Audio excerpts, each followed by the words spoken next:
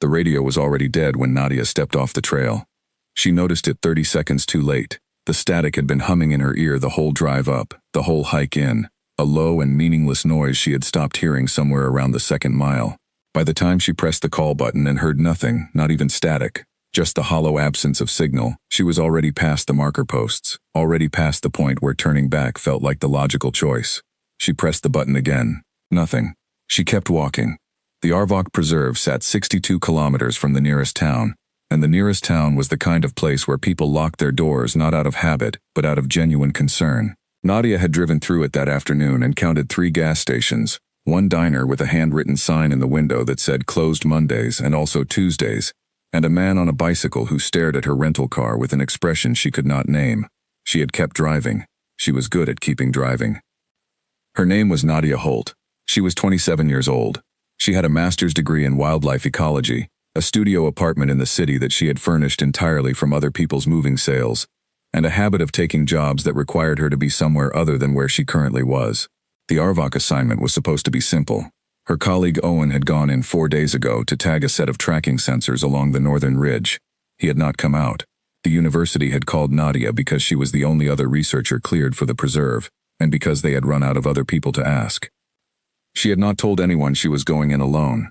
The trees here were old in a way that felt personal, not old like a park, not old like a nature reserve with laminated signs and paved paths. Old like the trees had been growing before anyone thought to name them, and they did not especially care that someone had named them now. The oaks along the eastern boundary were wide enough that 3 people linking arms could not reach around their trunks. Their roots had cracked the access road in 4 places. Nadia had stepped over each crack on her way in and thought about nothing in particular. She thought about nothing in particular the way some people do when they are thinking very hard about something specific and have decided not to. Owen's last recorded position was 4.2 kilometers north of the main trailhead. That was 4 days ago. The university had sent his coordinates to the local ranger station, but the ranger station was, as of last Tuesday, unmanned, a budget decision. Nadia had read the letter in the briefing file with the focused calm she applied to most upsetting information, which was to say she had read it twice and then set it down and eaten an entire sleeve of crackers standing over the kitchen sink. The light was changing. She had not meant to be this deep in when the light changed. The plan, if she was honest about having had one, was to reach Owen's last position before dusk, check the sensors, look for any sign he had been back through, and then return to the trailhead. The plan had not accounted for the fact that she had pulled over twice on the drive up, both times for no reason she could fully explain, both times just sitting in the car with the engine running and her hands on the wheel and the feeling she got sometimes that the thing she was moving toward was not the thing on the itinerary. The shadows between the trees were getting long. Nadia clicked the radio button again. The silence it returned was the specific silence of a thing that had stopped working some time ago and saw no reason to start again. She kept it in her hand anyway. The forest here had a particular quality she had not read about in any of the file notes. Most old-growth forests had sound, bird song, insect hum, the background noise of small things living their small lives in the undergrowth. The Arvok Preserve had that too. But underneath it there was something else, a pressure. Not a sound exactly, more like the feeling just before a sound, the feeling of breath held. She had been a researcher long enough to know that forests affected people psychologically, that the density of old growth created sensory conditions that felt threatening, even when they were not, that the human brain was wired to read shadows as predators and stillness as danger. She knew all of this. She catalogued it calmly as she walked, the way she catalogued most things. She was approximately 3.8 kilometers in when she found the first sensor. It was supposed to be mounted at chest height on a marked post. The post was still there. The sensor was on the ground 8 meters away, face down in the leaf litter. She picked it up. The mounting bracket was not broken. It had not fallen. It had been removed with enough care that the mounting screws were still intact. Someone had taken it off the post and set it down. Owen had set up these sensors. Owen would not have removed them. Nadia turned the sensor over in her hands. The casing was intact, the internal battery light still blinking green. She set it back on the post, pushed the mounting screws back in with her thumbnail, and stood there for a moment longer than necessary. The feeling of breath held. She walked on. The second sensor was gone entirely. The post was there. The mounting bracket was there. The sensor was not. She photographed the empty bracket with her phone and noted the time and coordinates in her field notebook. Her handwriting was neat and level, which was something she had once been told was unusual for someone who had grown up the way she had grown up, and which she took as a quiet form of pride. control expressed in small things. She did not write down what she was thinking. What she was thinking was this: Owen had been careful. Owen was one of the most methodical researchers she had worked with, a man who triple-checked his field data and color-coded his supply bags, and had once spent 40 minutes resecuring a tent that was already secure, because he had seen a weather report that predicted gusts. Owen did not misplace sensors. Owen did not leave sites incomplete. Whatever had pulled Owen off this trail, it had pulled him fast. She found his supply bag at 3.9 kilometers. It was leaning against a tree root, as if he had set it there to rest. The zipper was closed. She opened it and found everything still inside: spare batteries, his water flask, his lunch from 4 days ago still wrapped in the wax paper he always used, and his field notebook, which she picked up and opened and read from the last entry. The last entry said, "It stopped moving about 2 hours ago. I can hear it breathing. It is large. I do not think it sees me yet. Going to wait." That was the end of the entry. The pen was still clipped to the page. Nadia stood in the diminishing light with Owen's field notebook in her hands and the silence pressing in from all sides, and her dead radio in her coat pocket, and thought about what kind of person waits. She had always been that kind of person. She had waited out things that most people would have run from. She had sat very still in small rooms and let difficult things happen around her and come out the other side with her handwriting neat and her face composed. Waiting was something she knew how to do. She closed Owen's notebook and put it in her own bag. She kept walking north. The ranger station appeared at exactly 4.1 kilometers, which was not where it appeared on the trail map. She stopped, and pulled out the map and looked at it, and looked at the building, and looked at the map again. On the map, the ranger station was marked 4.8 kilometers north, near the ridge. What stood in front of her now was a low wooden building with a metal roof and 2 windows, both dark, a door hanging slightly open, and the distinct feeling that the building had not been used in considerably longer than the budget letter had suggested. She pushed the door open the rest of the way. The inside was one room: a desk, a filing cabinet lying on its side, a cot in the corner with no mattress, and a wood stove so old it had begun to look geological. There were animal tracks on the dusty floor, large ones. She crouched and looked at them without touching them, and felt something in her chest tighten in the precise way it tightened when she saw something she did not have a clean category for. The tracks were not bear, not wolf, not anything she could name from the study she had done before this assignment, and she had done considerable study. She stood up. She checked the wood stove and found it had not been used recently. She checked the filing cabinet and found it empty. She checked her phone and found she had no signal. She checked her watch and found it was 6:47 in the evening, which meant she had less than an hour of usable light. She thought about leaving. She thought about it the way she had thought about leaving other situations, with the same careful inventory of reasons, and the same eventual understanding that leaving would require a version of herself she had not yet located. She had packed the bag. She had packed the bag twice, in the apartment, the night before the court hearing, and both times the bag had stayed by the door. She sat down on the floor of the ranger station with her back against the wall that had the fewest windows. She opened her field notebook. She wrote, 6:47 p.m. A ranger station, unmarked location, approximately 4.1 kilometers north of Trailhead. Radio dead. No signal. 2 sensors disturbed. 1 sensor missing. Owen's bag located and secured. Tracks in station. Unidentified. Large. Waiting for light. She clicked the radio button one more time. Outside, something moved. Not small. Not in the undergrowth. Something that moved the way large things move when they are not trying to hide, when they know that the thing they are looking for cannot go anywhere. The door she had left open was still open. The last of the daylight came through it at an angle that lit up the dust motes moving in the air, slowly, the way dust moves when something nearby has just exhaled. Nadia did not move. She looked at the open door. She looked at the dust. She looked at her field notebook and realized, very clearly, that she had just written, waiting for light, and that the light was now gone, and that she was in fact waiting. Outside, something stepped closer. The wood of the station wall was old enough that she could feel the vibration of footsteps through it, a low tremor she felt in her spine before she heard it with her ears. 1 step, a pause, another step. She did not move. She breathed through her nose the way she had taught herself to breathe in situations that required stillness, slow, even, the kind of breathing that does not carry. The footsteps stopped just outside the door, the open door. The darkness beyond it was complete. No moon yet. No light from anything. Just the rectangle of nothing where the door stood open, and the breathing on the other side of it that was not hers, that was very slow, very deep, like something that had no reason to hurry. Nadia looked at the rectangle of darkness. She did not pick up the radio, because the radio was dead. She did not reach for her phone, because her phone had no signal and its screen would give her position away. She sat with her back against the wall and her field notebook open in her lap, and her pen still in her hand, and she watched the darkness breathe. Then the darkness stepped in.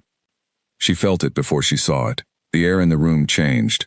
The temperature dropped 2 degrees in the space of a single breath. The smell of the room changed. Something mineral and deep, like turned earth after rain, like the places where water runs underground and has never seen light. And then there was something in the room with her, something that made the room smaller just by being in it, something that stood between her and the door with the patience of a thing that has never once needed to rush. She should have been terrified. She noticed that she was not. She was a particular kind of afraid, the kind that comes when a thing you have been dreading arrives, and you find that you know it. Not comfort, not safety, but recognition. Like hearing a word in a language you did not know you spoke. The thing in the room breathed. Nadia stayed still. She said, very quietly, into the dark, "I'm not leaving." She meant it in more ways than one. Outside, the forest held its breath. The thing did not attack her. That was the first surprise. Nadia had a list of facts about predatory animals that she kept very organized in the part of her mind reserved for useful information. And fact number 1 was that large predators rarely announce themselves before acting. Announcement was for threat displays. Threat displays were for situations where the predator wanted the prey to leave, not to be caught. The thing in the room with her had stepped in slowly, had stopped moving, and was now standing in the space between her and the door with the patience of something that had all the time there was. It was not displaying. It was waiting. She sat very still against the wall and let her eyes adjust and tried to inventory what she could see, which was almost nothing, and what she could sense, which was considerably more. It was large. She had known that from the footsteps and from the smell and from the way the room now felt smaller than its square footage should allow. It was breathing steadily, a deep and rhythmic sound that she felt in her sternum more than she heard with her ears. It was not moving. It had not moved since it entered. She noted all of this in the careful internal catalog she kept. She also noted that her hands were not shaking. That was the second surprise. She had shaken in rooms that were considerably less dangerous than this one. She had shaken in hallways and waiting rooms and the front seats of cars. She had shaken in a courthouse corridor while a man in a dark suit explained to her what was going to happen next and why she did not have the standing to prevent it. Her hands had been useless to her in that corridor, trembling against her thighs, and she had looked at them with something close to fury. They were steady now. Maybe the body, she thought, only gave you the fear it thought you could use. She listened to the thing breathe, and after a long time she said, very quietly, "Owen, was he here?" She did not expect an answer. The thing shifted its weight, a sound like something massive settling, the creak of old wood under a new load. And then, nothing. Stillness again, breathing again. She took that as a no. She told herself she was not going to sleep. She was a professional in a field site, and professionals in field sites did not sleep when there were unidentified large animals 2 meters away. She was going to stay alert and cataloged and controlled, and when the light came she was going to walk out of this building and find Owen and go home. She was asleep by 11. She dreamed about the courthouse corridor and the man in the dark suit. She dreamed about the way his hands had been very clean, almost aggressively clean, the kind of clean that required effort. She dreamed about her field notebook, about the fact that she had kept writing in it even then, even in that corridor, small, careful notes that she had later translated into a summary document, because that was what she did, with experiences that were too large to carry whole. She compressed them. She made them information. She filed them. She woke at 2 in the morning. The thing was still there. She could not see it. She could feel it. The same pressure of large presence. The same deep and patient breathing. She sat up slowly, and there was a sound from the direction of the door, not a threatening sound, more like the sound of something readjusting its position, something that had been settled for a long time and shifted slightly, the way you shift in a chair when the person you've been watching wakes up. Nadia pulled her knees to her chest and looked into the dark. "You've been here the whole time," she said. It wasn't a question. She said it the same way she noted facts in her field book, with the evenness of a person who has accepted the data even when the data is extraordinary. The breathing continued. She reached into her bag without sudden movement and found her water flask and drank slowly. She offered it into the dark without thinking about why. holding it out in the direction she believed the thing to be standing, and then felt immediately analytical about having done so. Some reflex, some very old code running underneath the part of her brain that catalogued facts. She put the flask back. "I'm not afraid of you," she said, and then amended that almost immediately. "I'm afraid, but not in the way I expected to be." She was not sure why she kept talking. She was not a person who talked to animals in the field. She was not, honestly, a person who talked much at all if she could help it. But the dark required something from her, and the only thing she had to offer was words, so she offered them. She talked about Owen, about the 6 months they had worked together, the way he organized his supply bags by color, and how she had initially found it excessive and later found it comforting, the steadiness of being in the field with someone who left nothing to chance. She talked about the sensors, about what they were measuring, about the university's grant and the ridge, and the migration patterns they were tracking. She talked about facts. She found facts easier than other kinds of talking. At some point she stopped talking about Owen. At some point she started talking about the apartment, the bag by the door. Not why the bag was there, not the courthouse or the man or what had happened in that room 2 years ago that had made her choose this life of assignment after assignment, forest after forest, somewhere other than where she was. She did not say any of that. She said, "I have a bag by my door. I've had it there for 2 years. I tell myself it's because I travel for work." She said it into the dark without expectation. The thing breathed. "I know why it's really there," she said. And then she stopped, because some things even darkness could not hold. At 3 in the morning she heard something that changed the texture of the night entirely. Not from outside, from inside the room.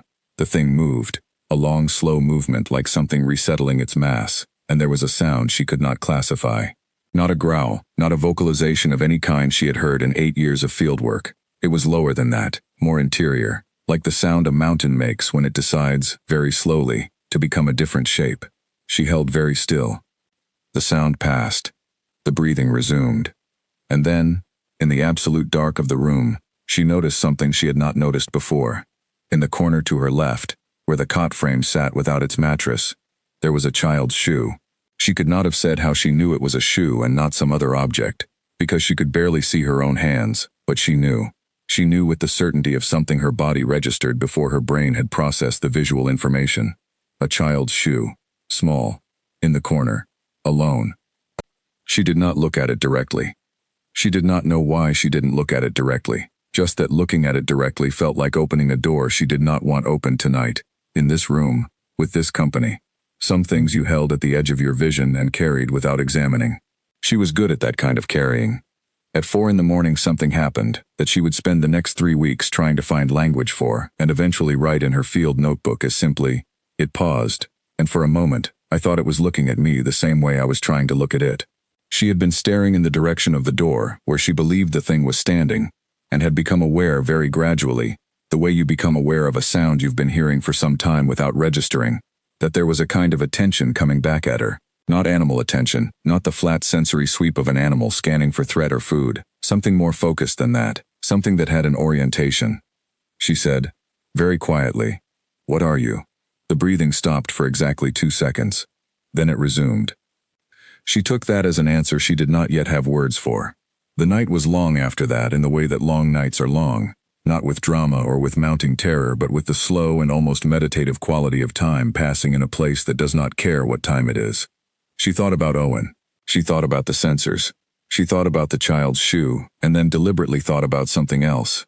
She thought about the grant report she would need to file. She thought about her handwriting, which was neat and level.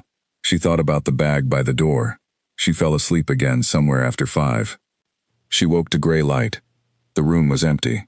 She knew it before she opened her eyes, the way you know a room is empty when the particular quality of its air changes. When the pressure lifts and the space expands to its actual dimensions, she opened her eyes. The door was still open. Gray morning light came through it and through the 2 dark windows and made the room look ordinary. Dusty floorboards, overturned filing cabinet, wood stove that looked geological, the tracks she had noticed the night before. She looked at the corner by the cot. The shoe was there, small and blue, a child's sneaker with a Velcro strap, sitting in the dust as if it had simply always been there. As if it were a fact about the room rather than an object someone had brought to it. She looked at it for a long time. Then she took out her field notebook and wrote, "Night passed." Large, unidentified animal present in station from approximately 19 o'clock to sometime before 06 o'clock. No aggression displayed. No contact. Audio observations inconsistent with any known species in regional fauna list. Exiting station at 06:12. She looked at what she had written. She read it back. She added one line. It stayed. She closed the notebook. She picked up her bag. She stepped toward the door. She stopped. She turned back to the room. She looked at the shoe. She did not pick it up, but she stood there looking at it for long enough that the morning light through the windows moved slightly, the way light moves when enough minutes have passed. Then she walked out of the station into the cold gray morning. The forest looked completely different in daylight. She stood on the threshold and looked at the trees and the light coming through them in long pale bars and the mist sitting low in the hollows between the roots and thought, this is the same forest. This is exactly the same forest it was last night. It did not feel like the same forest. She began walking south, back toward the trailhead, back toward the trail markers and the access road, and the rental car with the engine she had left running for 8 minutes before she remembered to turn it off. She walked steadily. Her footsteps were even and unhurried. Her handwriting, if she had been writing, would have been perfectly level. She had gone perhaps half a kilometer when she found Owen. He was sitting at the base of a large oak, his back against the trunk, his legs stretched out in front of him, his eyes open. He was not injured. He was not unconscious. He was sitting very still in the morning light, with the expression of someone who has been somewhere that has made coming back feel like a significant effort. Owen, she said. He looked at her. He blinked twice. Nadia, he said, as if confirming a fact. Are you all right? He thought about this. Yes, he said. I think I am. I sat down to wait, and I stayed longer than I meant to. 4 days, she said. He looked at her. Was it? She sat down next to him on the root and handed him her water flask, which he drank from deeply. She looked at the trees. He looked at the trees. Neither of them said anything for a while. Then he said, You heard it too. She did not ask what he meant. She said, Yes. Did it come inside? Yes. He nodded, slowly, as if that confirmed something he had already worked out. I was outside, he said, the whole time. I couldn't make myself go further, and I couldn't make myself leave. I just sat here. He paused. Was it frightening? She thought about the dark, the breathing, the moment just before 5 in the morning when she had felt the thing's attention oriented toward her like a slow and patient beam. No, she said. He looked at her with the expression of someone who believes what he is being told but is not sure what to do with it. We need to call the university, she said. She pulled out her phone. Still no signal. She put it back. They sat in the morning light, both of them, looking at the trees. She put her hand into her coat pocket out of habit and found the dead radio. She pressed the button. Silence. She was going to put it back and then stopped, because her fingers had found something else in her pocket, something she had not put there. She pulled it out. It was a piece of bark, a curved piece, palm-sized, from a large tree. The bark side smooth with age, the inner side rough. Someone had pressed a mark into the inner side, not carved, not cut, pressed, with something large and not particularly fine-tipped, a circular impression that she looked at for a long time. She showed it to Owen. He looked at it. He looked at the trees. He said nothing. She put it back in her pocket and stood up and helped Owen to his feet, and they walked south together through the morning light, through the mist and the hollows, stepping over the cracked roots, moving back toward the trail markers and the access road and the ordinary world. She thought about the bark in her pocket. She thought about the fact that she had not put it there. She kept walking. Behind them, somewhere deep in the old trees, something moved through the undergrowth without hurry, following at a distance that was neither close nor far, just present, just keeping pace. The way something stays with a thing it has decided to keep watch over. The way, Nadia thought, some things stay. She did not say this out loud.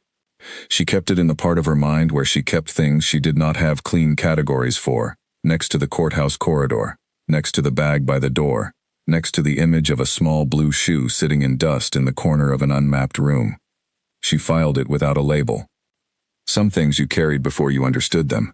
You learned what they meant later. If you were the kind of person who eventually went back and looked at the things you had left unlabeled, she was that kind of person. She knew that about herself.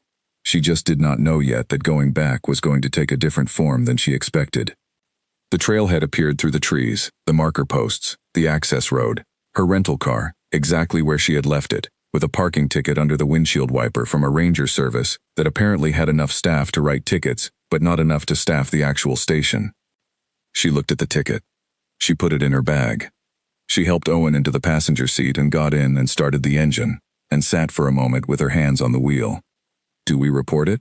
Owen asked. She thought about this. "What would we report?" she said. He considered. "I don't know." "Then we think first," she said, "and we report when we know what we're reporting." She pulled out of the lot and onto the access road, and drove south.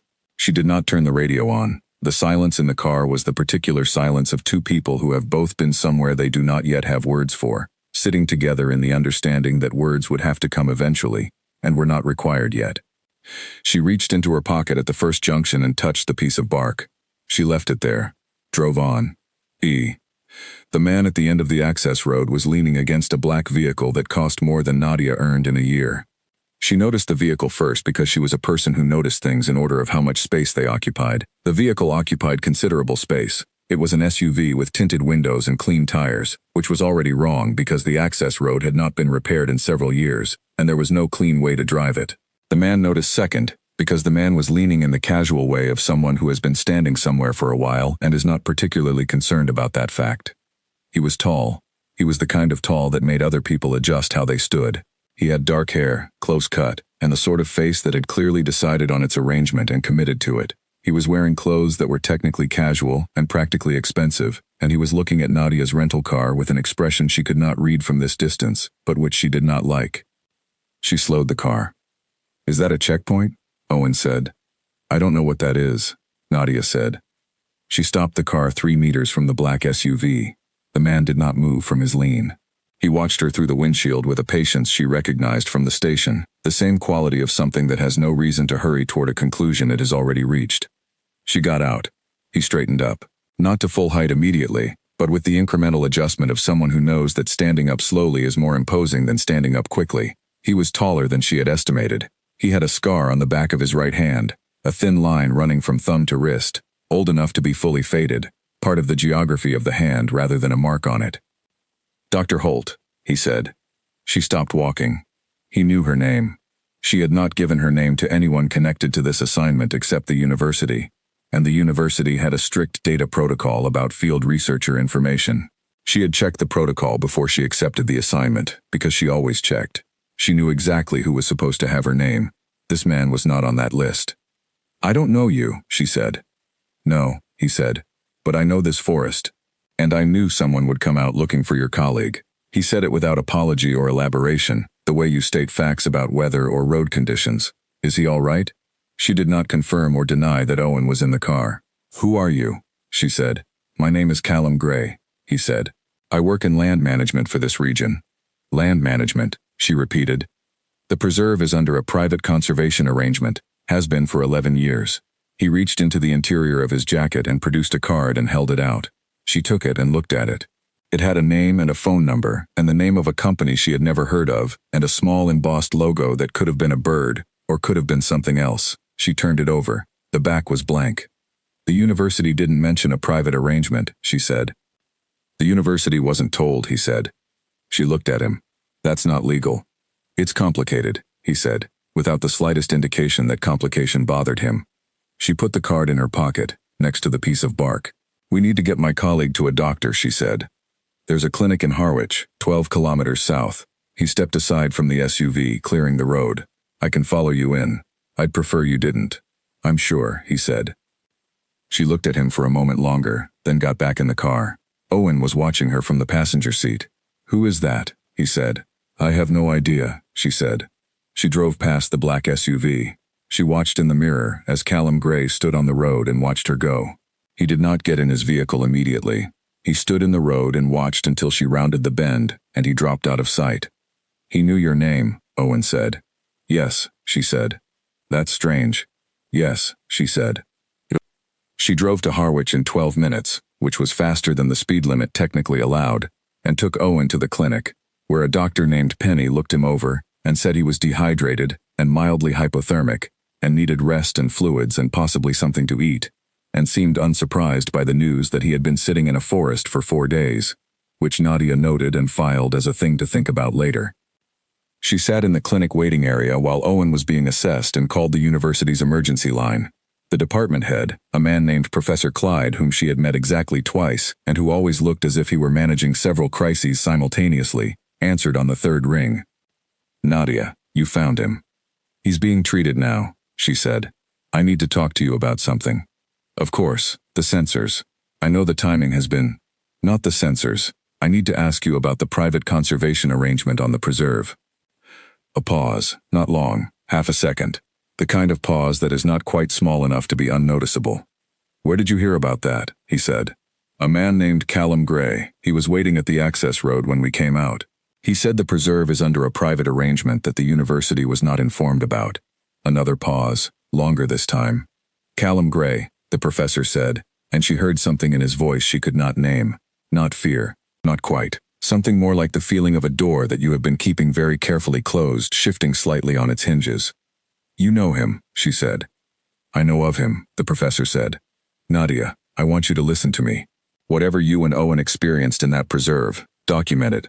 Write it down, all of it. And don't share it with anyone until we've had a chance to speak in person." "I always document," she said. "I know. But this time I mean especially document." "Professor," she said, "what is the private arrangement?" He was quiet for a moment. Then he said, "Come back to the university. I'll explain what I can. And Nadia," he stopped. "Yes? Don't go back into the preserve. Not yet." She sat in the plastic chair in the Harwich Clinic waiting room and looked at the water-stained ceiling tiles and the wall poster about hand hygiene and the small window onto a car park, and she thought about the professor's voice and what it had done on the word Gray. She took out the business card. She typed the company name into her phone. The search returned 3 results, none of which were the company. It was as if the company existed only on the card and nowhere else. She put the phone away. She took out the piece of bark. She held it in her palm and looked at the impression on the inner surface. A circle, pressed deep but not cut, the way you might press a seal or a marker into something soft. She had been thinking of it as a circle, but now, in the fluorescent light of the waiting room, she could see it was not quite a circle. It was more complex than that. It had an interior pattern, faint, like the memory of something inside a frame. She was trying to decide what the interior pattern was when the clinic door opened and Callum Gray walked in. She looked at him. She looked at the door, which she had not seen him come through until he was already through it. She looked back at him. He walked to the chair 2 seats away from hers and sat down as if he had made a reservation. "I told you I didn't want you to follow us," she said. "You did," he said. He sat with his forearms on his knees and his hands loosely linked and his eyes on the water-stained ceiling tiles, the same tiles she had been looking at, as if they were equally interesting to both of them. "Owen will be all right," he said. "He'll need a week of sleep, but he'll be all right." "How do you know what Owen needs?" "He sat in the cold for 4 days. Callum said.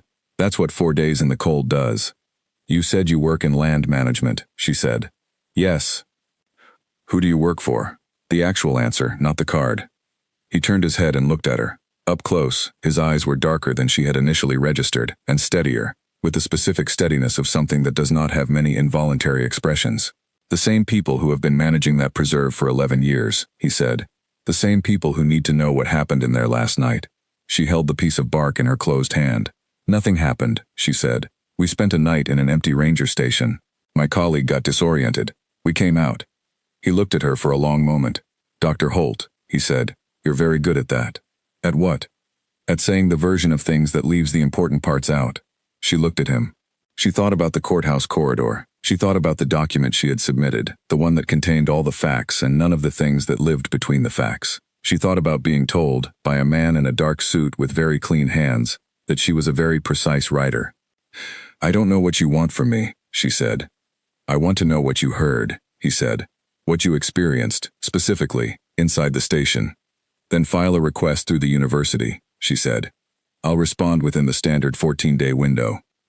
Something happened in his expression that might, in a different person, have been a laugh. It did not become a laugh. "You're the first person who has ever walked out of a full-contact night in that station," he said, "and I need to understand why." She stared at him. "Full contact," she said. "You know what you were in there with," he said. "You've known since approximately 2 in the morning, when you started talking to it." The blood went very still in her veins. Not cold, still. The difference between the two was the difference between a threat and a fact. She had been trained to deal with facts. "You have audio in the station," she said. "We do," he said. "That's illegal." It's complicated, he said.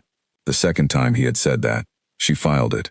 What am I in there with? She said, and her voice came out level, which she was grateful for. He looked at her. That's the first real question you've asked me, he said. Answer it. Not here, he said. He stood up. He reached into his jacket and produced a second card. This one handwritten, a phone number in ink she did not recognize the color of, a dark blue that was almost black but not quite. When you're ready, not before. He walked to the door. Wait, she said. He stopped. She looked at him. She looked at the card in her hand. She looked at the piece of bark in her other hand. It didn't hurt, Owen, she said. Whatever it is. No, he said. Did it leave something in my coat pocket? He looked at her for a moment. Yes, he said. She absorbed this. Why? That, he said, is the second good question. He pushed the door open. Call me when you're ready to hear the answers. He walked out into the car park and did not look back. Nadia sat in the waiting room. She held the bark in one hand and the card with the dark blue number in the other, and she looked at the water-stained ceiling and breathed through her nose in the even, carrying way. Then she took out her field notebook and wrote, Callum Gray, Private Conservation Arrangement, 11 years. Audio surveillance in station. States, I am the first to walk out. Did not answer primary question. Gave contact information. Do not trust. Do not discard. She looked at what she had written. She added, he was at the access road before we came out. He knew we were coming. How? She closed the notebook. Through the clinic window she could see Callum Gray standing beside his black SUV in the car park. He was not looking at her. He was looking north, in the direction of the preserve, with an expression she could not read through glass at this distance but which she thought, was not the expression of someone who worked in land management. It was the expression of someone who was waiting for a report. Someone who had sent something to look at her and was now standing in a car park waiting to find out what it had found. She pressed the piece of bark hard between her palms. Outside, Callum Gray got in his SUV. The engine did not make the sound rental cars made, did not cough or turn or hesitate. It started like something that had never once been unreliable. He pulled out of the lot without looking at her window. He drove north, toward the preserve. Nadia picked up her phone and called the professor back. He answered immediately, as if he had been holding the phone. He was at the clinic, she said. The professor said nothing for 4 full seconds. Nadia, he said, come home, today, don't stop. She looked at the window where the black SUV had been. What is he? She said. The professor was very quiet. Then he said, I've been trying to answer that question for 11 years. He paused. He is the person who runs everything in that region, and everyone in that region does what he says, and he does not develop an interest in people without a reason.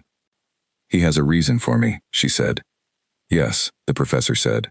He does, and that means you are now in a very different situation than the one you drove up there to be in. She sat very still. Come home, Nadia, the professor said. Come home and we'll talk. She looked at the ceiling. She looked at the bark in her palm, and the impression pressed into it. She looked at the window where the SUV had been. I'll get Owen settled first, she said. Of course, the professor said. She ended the call. She sat for a moment more. Then she opened her field notebook to a new page. She wrote at the top of the page, what does he want? Below it she wrote, what did it find? Below that she wrote, what am I now? She looked at the 3 questions. She did not try to answer them yet. That was the kind of thing you had to approach carefully, the way you approached a site where something significant had happened, with your notebook open, and your pace steady, and your breathing even, and your eyes adjusting to whatever level of light was available. She closed the notebook. Owen came out of the treatment room in a hospital gown and someone else's socks, and the expression of a man who has been somewhere extraordinary and is slowly remembering that ordinary things exist. He sat down next to her. He looked at the ceiling tiles. She looked at the ceiling tiles. Nadia, he said eventually. Yes. We should go back. She said nothing. I know we should go back, he said. I don't know why I know that, but I do. She looked at him. She looked at the window. Not yet, she said. Owen nodded. Not the nod of someone convinced, the nod of someone who was willing to wait.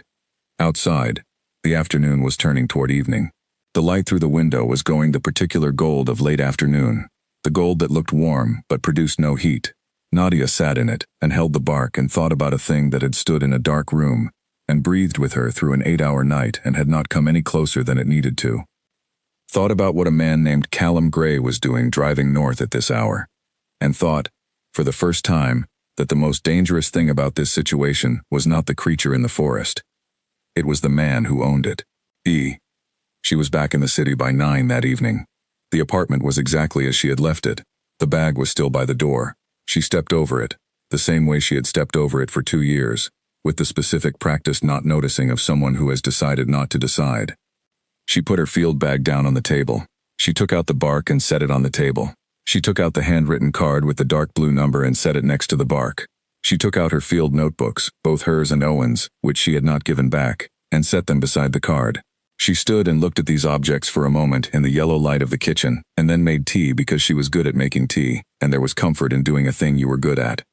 She called Owen from the kitchen while the kettle was boiling. He answered immediately.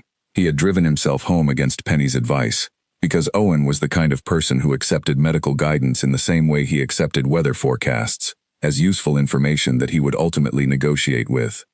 "Are you all right?" she said. "I slept the whole drive," he said. "I pulled over twice." "Owen." "I'm fine. I'm home. My wife made soup." He paused. "Nadia, I've been sitting here for an hour, and I can't stop thinking about the trees." She understood that. She had the same thing happening in a different part of her brain, a kind of low background hum, like a frequency that had started playing while she was in the preserve, and had not stopped when she left it. "I know," she said. "Not in a bad way," he said. "That's the strange part. I sat in a forest for 4 days and I don't feel—" He stopped, tried again. "I should feel frightened. I feel like I missed something by leaving." She listened to the kettle. "Get some sleep," she said. "We'll talk to the professor tomorrow." "He called me," Owen said, "while I was driving. He said not to talk to anyone about the preserve." "I know. He said the same to me." He sounded worried. "He did," she said. She ended the call. She poured the tea. She sat at the table with the objects lined up in front of her and drank the tea slowly and let her mind move around the edges of everything she had seen and heard without pushing into the center of it. That was how she processed things. Peripheral approach first. You move toward the center of a thing the way you move toward a nervous animal, without direct confrontation, without sudden motion. The center of the thing was what was in that room with her.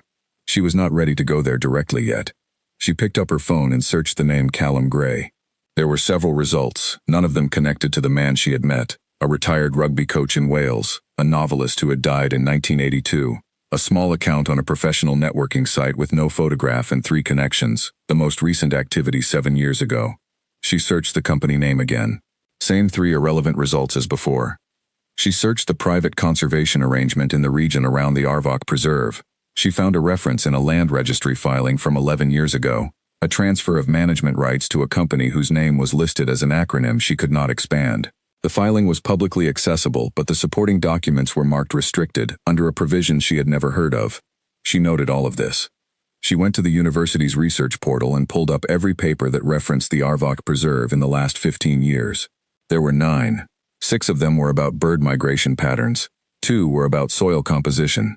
One was by a researcher named Dr. Lena Crawford, from 11 years ago, and its title was Anomalous Territorial Behavior in Large Mammalian Fauna of the Northern Arvok Region, a Preliminary Survey. She opened it. SCOW. The abstract referenced a population of large animals in the northern section of the preserve exhibiting behavioral patterns inconsistent with any known regional species. The paper was 4 pages long. The last 3 pages were redacted, not removed, not missing.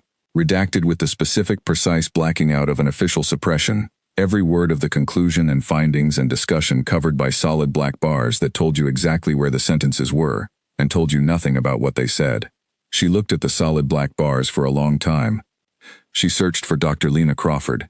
The search returned a page on the university website that said simply, "Dr. Crawford is no longer a faculty member. For inquiries, please contact the department." She wrote all of this in her notebook. She went to bed at 11. She lay in the dark of her apartment, which was the dark of a city, amber-tinged, never fully black, shot through with the sounds of traffic and distant voices, and the elevator in the building doing its late-night work. Urban dark.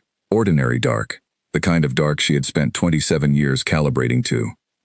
She could not sleep. It was not the thoughts that kept her awake, though there were many. It was something more physical than thoughts. The apartment felt small in a way it had not felt when she left, and this was not anxiety, which she knew the texture of. This was the specific sensation of having been somewhere very large, and then returning to something very small, the way your ears feel after a concert, the way a room feels the day after a gathering. She had been in the presence of something enormous, and the apartment did not know that yet. She gave up on sleep at 2 a.m. She made more tea. She took out her field notebook and did something she had not done since graduate school, which was to write freely, rather than factually. No coordinates, no observation notes, no timed entries, just words, moving the way they moved when she was not policing them. She wrote, "It was large. That is the physical fact. But it was also something else that I don't have a category for. The thing about it that I keep returning to is not the size or the sound, it is the patience. It had a quality of patience that was not passive. It was an active patience. The patience of something that had decided to wait not because it couldn't act but because it had chosen not to." She stopped. Read it back. Kept writing. "In the courthouse corridor, a man told me very patiently what was going to happen. He had that same quality of decision made. It was not threatening in the way I expected threatening to be. It was threatening in the way a closed door is threatening when you cannot see the room behind it. The question is not what is behind the door. The question is whether the door is closed for your protection or someone else's." She stopped again. She looked at what she had written. She read the part about the courthouse, and thought about deleting it, and did not delete it. She wrote, "Callum Gray knew I was coming out. He was there before I emerged. Which means either he has eyes in the forest, which he has admitted in the form of audio surveillance, or he has communication with whatever was in the station, which means whatever was in the station is not simply an animal. Neither of these options is comfortable." She added, "The bark was placed in my pocket. That is a deliberate act. That is communication. An animal does not communicate through placed objects unless it has a reason to distinguish between types of attention, unless it is marking something." She looked at the bark on the table.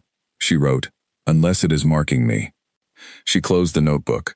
At 8 a.m. she went to the university, and the professor met her in his office, which smelled of coffee grounds and old paper, which was the smell of the kind of place where difficult conversations had been taking place for decades.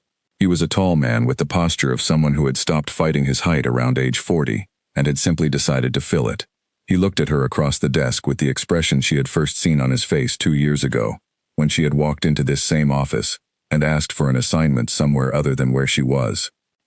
He had not asked questions then, he had simply given her the assignment. He asked questions now. She told him everything. She was precise and sequential, the way she was always precise and sequential. She described the tracks, the sensors, Owen's bag, the night in the station, the breathing, the darkness, the bark in her pocket, the shoe in the corner, Callum Gray on the road, Callum Gray in the clinic. She left nothing out. She did not editorialize. She reported. The professor listened without interrupting. When she finished, he was quiet for a moment. Then he said, "The shoe." "A child's sneaker," she said. "Blue, Velcro strap, small." He nodded slowly. "That has happened before," he said, "with Lena." "Dr. Crawford," she said. He looked at her sharply. "You found her paper. The last 3 pages are redacted."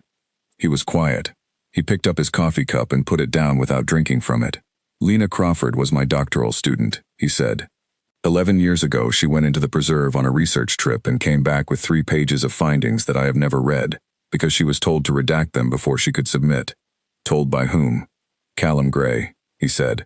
The room was very quiet. "She complied?" Nadia said. She was 26 years old and she had been visited in her apartment by 2 men she described as not particularly conversational, the professor said, with the very careful precision of someone who is choosing each word to avoid saying the larger word behind it. She complied. She took a position in New Zealand the following year. She hasn't worked in ecology since. Nadia sat with this. "What did she find?" she said. "She told me one thing before she left," the professor said. She said, "Clyde, there is something in that forest that should not exist, and Callum Gray has been protecting it for so long that he has forgotten there is a world outside the arrangement." He paused. "Those were her exact words. I wrote them down." "What does that mean? Something that should not exist?" The professor looked at her steadily. "I think," he said carefully, "that the paper you read, the one about anomalous territorial behavior, was the most conservative possible description of what Lena encountered. I think the truth of what is in that preserve is something that the field of wildlife ecology does not have a category for." "No one does," Nadia said. "I checked." He nodded. "And now Callum Gray is interested in you. Which means you are in a position that Lena was in, 11 years ago, but with a significant difference. What difference? Lena went in once and didn't go back. She walked out and redacted and left. You. He stopped. I'm going back, Nadia said. He looked at her. I didn't say that. No, she said. I did. He was quiet for a long moment. Nadia, he said. I have to tell you something that I should perhaps have told you before this assignment. All right. Callum Gray has contacted the university twice in the past 11 years. Both times in connection with researchers who had spent time in the preserve. Both times, those researchers left their positions shortly after. Both times it was his doing, she said. I believe so, the professor said. Yes. She looked at him. She thought about a man in a dark suit with very clean hands. She thought about the bag by the door. He can't make me leave, she said. The professor looked at her. No, he said, but he can make things very difficult. He has connections that I do not understand the full extent of. He controls access to the preserve and to the research that comes out of it. He can close your funding lines. He can try, she said. The professor sat back. He looked at her with the expression she had first seen on his face 2 years ago, in this same chair, which was not pity and was not concern exactly, but was something in the area of both. A recognition of a person who has made a decision that is going to cost them something. What do you want to do? He said. I want to find out what is in that preserve, she said. And I want to understand what Callum Gray's relationship to it is, and I want to know why he was at that road before I came out. In that order? The professor said. Yes, she said. He nodded slowly. He picked up his coffee cup again and this time drank from it. Then I suggest, he said, that you don't call the number on that card yet, and that you find Lena Crawford. She had already thought of that. She had also thought of something else, which she had not yet said aloud, and which she said now because the professor was the kind of person you could say things aloud to, and they would go neither further than the room nor further than necessary. The thing in the station, she said. It left the bark in my pocket during the night, while I was asleep. Yes, the professor said. That means it was close enough to touch me, she said. Close enough to reach my coat. And it didn't. It just left the bark. The professor was very still. That's not predatory behavior, she said. That's not territorial behavior. That's not any behavioral category I have a name for. She paused. It could have hurt me. It came close enough to leave something in my pocket. And it didn't. No, the professor said. Callum Gray said I'm the first person to walk out after a full night in the station, she said. What happened to the others? The professor set his coffee cup down very carefully. They ran, he said. Every one of them. Panicked and ran. Lena ran. The 3 researchers before Lena ran. Everyone who has been in that station after dark has left in a state of significant distress. I didn't run, she said. No, he said. Why does that matter to Gray? The professor looked at her steadily across the desk covered in old papers and empty coffee cups and the particular accumulated weight of 11 years of a question he hadn't been able to answer. Because, he said, I think you may be the first person the thing in that forest has ever chosen to approach. The apartment was quiet when she got back. She stood in the doorway for a moment and looked at the bag by the door. She stepped over it. She went to the kitchen. She put the kettle on. Her phone buzzed. An unknown number. No area code she recognized. One line of text. When you are ready, Dr. Holt. The preserve is not going anywhere, and neither am I. She stared at the text. She put the phone face down on the table. She poured the tea. She sat at the kitchen table with her notebook open and the bark in front of her, and the dark blue card next to it, and outside the window, the city doing its ordinary city things, the traffic and the voices and the elevator and the slow amber turn of a September afternoon, and she thought, the door is closed. The question is, which side I am on.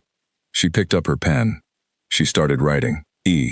Lena Crawford lived in a coastal town 2 hours south of the city, in a house that was so close to the sea that Nadia could hear the water before she parked the car. She had not called ahead. She had found the address through an old alumni directory that the university had not updated since Lena's departure, which meant either Lena had not moved or the directory was useless.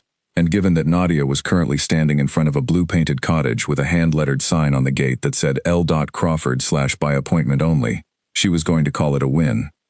She pushed the gate open. A woman appeared in the doorway of the cottage before Nadia had reached the front step. She was perhaps 40, with the particular quality of someone who had spent many years being alert, and whose alertness had settled into something more permanent than a response to circumstance. Her eyes went over Nadia in one quick sweep and arrived at a conclusion that she did not share. I wondered when someone would come, Lena Crawford said. You knew I was coming? Nadia said. I knew someone would, she said. Every few years the preserve generates a new person who needs to find me. Come in. The inside of the cottage was full of books and maps and the specific organized complexity of someone who had continued their research privately after stopping it officially. Nautical charts covered one wall, post-it notes covered another. There were stacks of journals with tabs marking specific pages. There were 3 different maps of the Arvok Preserve region, at different scales, pinned to a large board above the desk. Nadia looked at the board. Sit down, Lena said. I'll make tea, and then you can tell me what happened to you, and I'll tell you what it means. She made tea with the efficiency of someone who performed the action frequently and had removed all unnecessary steps. She set the cups on the table and sat across from Nadia and said, I'm guessing you spent the night in the station. Yes, Nadia said. And you stayed. Yes. Lena looked at her. Something shifted in her expression. The whole night, she said. Until dawn. Lena sat back. She wrapped her hands around her cup. That has never happened before, she said. I stayed about 90 minutes, and then I ran. I am not ashamed to say I ran. I screamed the entire way back to the road. What happened in your 90 minutes? Nadia said. It came inside, Lena said. It stood between me and the door. I remember thinking very clearly, this is how I die. This is the location and approximate time of my death. She drank her tea. And then it didn't touch me. It just stood there. And I ran anyway, because I could not stay with the not knowing. Nadia nodded. She understood not knowing. She also understood the difference between not knowing and the decision to wait it out. What did you see? Nadia said. When it was inside. Almost nothing, Lena said. It was dark. I had a torch, but I dropped it when it came through the door. What I saw before I dropped the torch was... She stopped. She frowned at the table. Big, she said. Immensely big. And the wrong shape. Not wrong like a deformity. Wrong like the shape was not a shape that fit into my existing categories. I know what you mean, Nadia said. The redacted pages, Nadia said. What did they say? Lena was quiet for a moment. She looked at the wall of maps. She picked up her cup and put it down. Then she said, my paper's conclusion was that the thing in the Arvok Preserve is not a new species. It is not an unclassified large mammal. It is not a cryptid in the popular sense of the word, something hiding from science in a cave somewhere. She paused. My paper's conclusion was that it has been in that forest for somewhere between 400 and 800 years, that it has been there longer than the nation around it has existed, and that it is aware of this. Nadia sat with this. How did you conclude that? She said. Because of what it leaves behind, Lena said. I spent 3 weeks in the preserve before the night in the station, doing daylight work, and in that time I found 14 sites where it had been regularly present. At each site there was a marking, not scratches on bark, not scat, not scent marking, something more considered than all of those. Pressed impressions, geometric, repeated, identical at each site. A circle, Nadia said, with an interior pattern. Lena stared at her. You found one. Nadia took the piece of bark from her jacket pocket and set it on the table. Lena did not touch it immediately. She looked at it with an expression that had several layers and was moving through them in real time. Then she reached out and took it, and held it, and turned it, and looked at the impression. This is one of the older markings, she said. Mine were fresher. This one is worn. She looked at Nadia. It gave this to you? Left it in my coat pocket during the night, Nadia said. Lena set the bark down very carefully, the way you set down something fragile that belongs to someone else. In 11 years, she said, I have found no record of it giving one to a person, ever. Nadia looked at the bark. What does the marking mean? She said. Lena went to the board above the desk and unpinned something and brought it back to the table. It was a paper she had printed and annotated extensively in pencil, the margins dense with her notes. She pointed to a section near the top. I spent 4 years after I left the university trying to categorize the markings, she said. I found analogues, old ones, pre-modern territorial and communicative markings in several European traditions, certain Scandinavian runic systems, certain indigenous landmark traditions in parts of northern Britain. The shape itself is consistent across all of them with one basic concept, which is, Nadia said. Recognized, Lena said. Nadia looked at her. Not claimed, Lena said. Not marked as property. Recognized. The distinction matters. The markings at the sites are not ownership statements. They are acknowledgement statements. This place is known. This thing is known. This has been seen. She looked at Nadia. It gave you one of its recognitions. Do you understand what that is? Nadia looked at the bark on the table. It decided I was worth knowing, she said. More than that, Lena said. It decided you were already known, like it recognized something in you, before you recognized anything in it. The sea sound came through the cottage walls. The tea went cold between them. Callum Gray, Nadia said. Lena's expression changed. Yes, she said. He's been managing the preserve for 11 years. He made you redact your paper and leave. He visited me twice, Lena said. The first time was professional. He explained the private conservation arrangement and why my findings were sensitive, and why publication would be harmful to the preservation effort. He was very calm and very specific, and I believed him long enough to agree to the redaction. The second time, Nadia said, was less professional, Lena said. He came alone, no document, no arrangement. He sat in my kitchen, where you are sitting now, and he told me that what was in the preserve was under his protection, and that anyone who studied it seriously would become a liability that he would have to manage. He threatened you, Nadia said. He informed me of a policy, Lena said. The difference is mostly semantic. Nadia looked at the maps on the board. What is he? She said. Not what does he do. What is he? Lena drank the cold tea. He comes from the region, she said. His family has been in that area for as long as records exist for the area. Before the private arrangement, before the company name, before the conservation framing, his grandfather held the same role and his grandfather's grandfather. Before that, whatever the formal structure looks like now, the function is much older than the paperwork. The function being, Nadia said. Guardian, Lena said. Or warden. Or keeper. Take your pick of words. They all point to the same thing. His family has been managing that preserve and the thing inside it for generations, not managing it in the way a landlord manages a property, managing it the way you manage a relationship, with careful attention and significant personal cost, and the understanding that the thing you are managing is more important than you are. Nadia thought about the man on the access road, about the quality of his attention when he had looked at her, about the text message.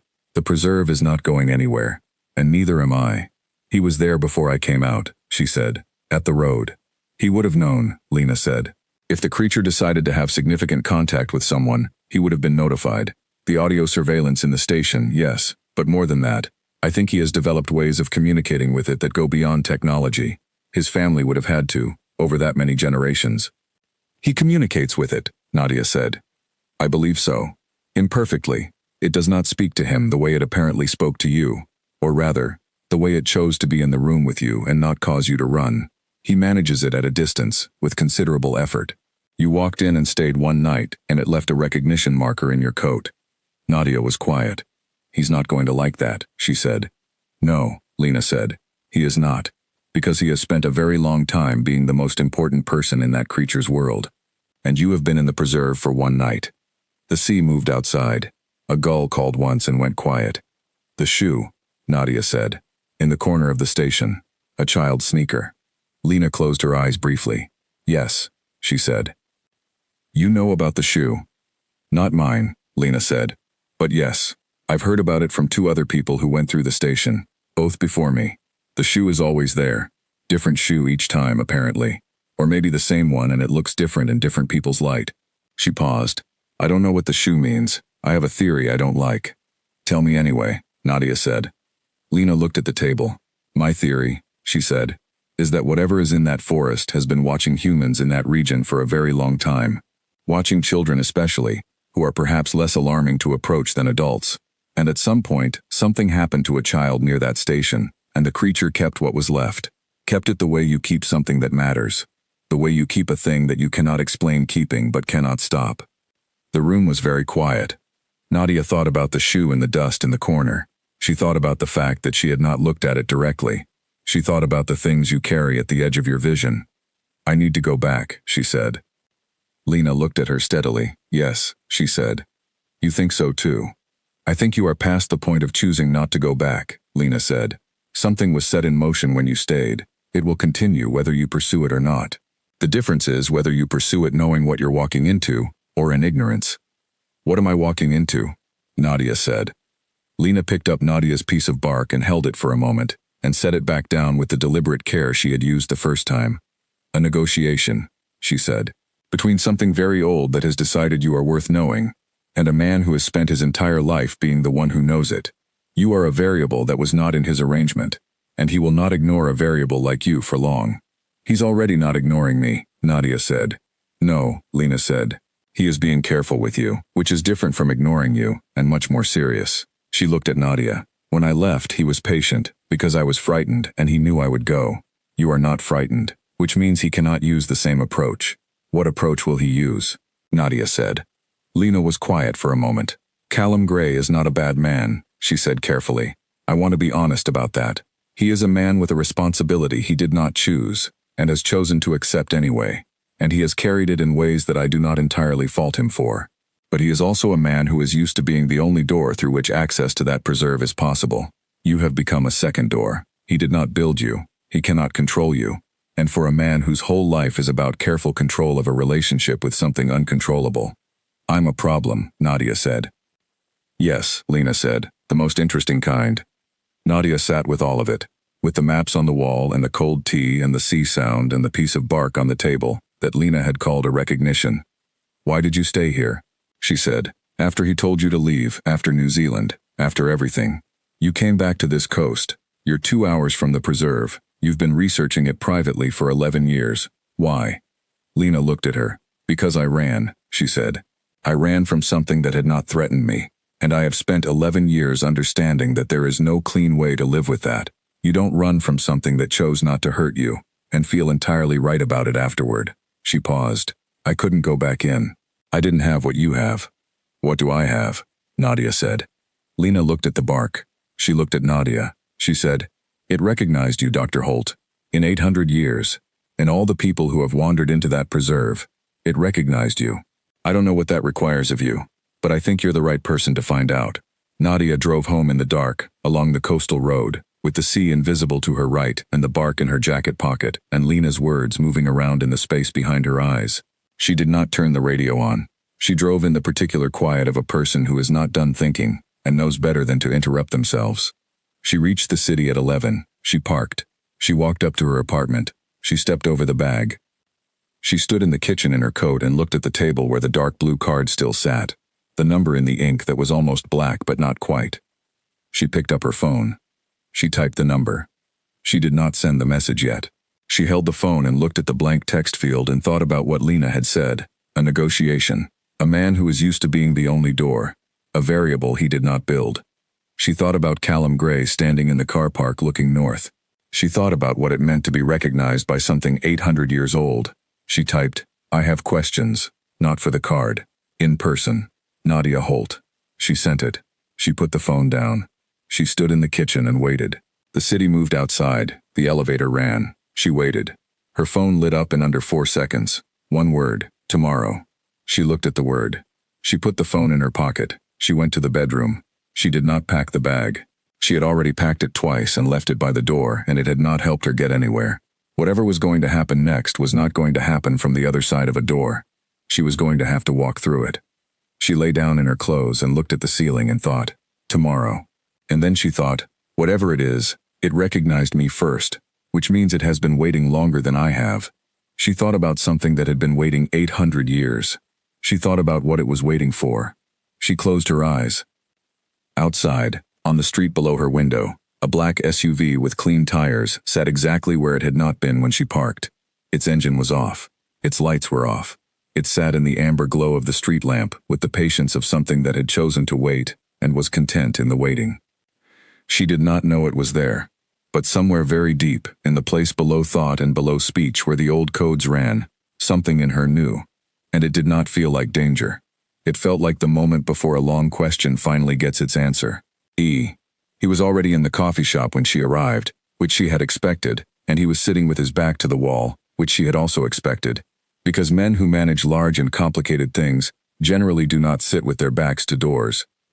He had coffee, no phone on the table, no folder, no document, just coffee, and the particular quality of a person who had decided the meeting had already started before she walked in. She ordered tea at the counter and brought it to the table and sat down across from him, and they looked at each other for a moment in the way of two people who have both done considerable preparation and are now evaluating how much of that preparation the other person has also done. You found Lena Crawford, he said. Yes, she said. She's been working from coastal data and archived material, he said. She hasn't been back in the field. She was thorough enough without the field, Nadia said. something in his expression that was not quite a reaction but was adjacent to one. "What did she tell you?" he said. "Enough," Nadia said. "I want to hear the rest from you." He drank his coffee. "The rest," he said. "There's a lot of rest." "Then we can start anywhere," she said. He looked at her. She met the look and did not adjust her posture or move her eyes, and after a moment he nodded slightly, the way someone nods when they have run a test they half-hoped would fail and is now dealing with the result. "The preserve has been my family's responsibility for 4 generations," he said. "Not 2, as the records show, 4. The formal conservation arrangement is the most recent layer of what is a very old structure." "What is the older structure?" she said. "The older structure is an agreement," he said, "between my family and the thing in the forest. It predates the preserve designation. It predates the record-keeping in the region. My great-great-grandfather negotiated it, if that is the right word for a negotiation between a man and something that does not use language as we understand it." "What were the terms?" she said. "The terms," he said, and something in the word was weighted, as if he had said the word many times in private, and was only now saying it aloud, "are as follows. We do not interfere with it. We protect its territory from any development or encroachment.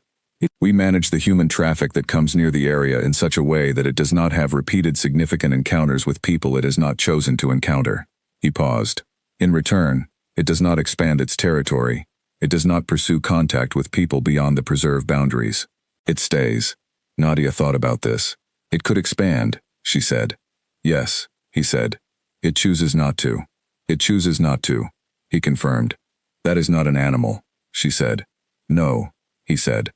"It is not an animal." She wrapped both hands around her tea. She had been waiting for that word, and now that it had been said, she sat with it and let it settle into the space where she had been keeping the fact she had been assembling from pieces since the night in the station.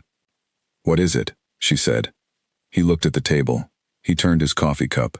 He was quiet long enough that she understood the pause was not evasion, but the specific difficulty of reaching for words that had never been adequate. "It is very old," he said. "Older than any classification we have for things. It is aware. It thinks. It has preferences and intentions, and the capacity for something that functions like memory across a very long span of time. It recognizes individual humans and distinguishes between them with a precision that is not possible for an animal." He stopped. "What it is, in any categorical sense that would satisfy a scientific framework, I cannot tell you. I have had 40 years of access and proximity, and what I can tell you is what it does, not what it is.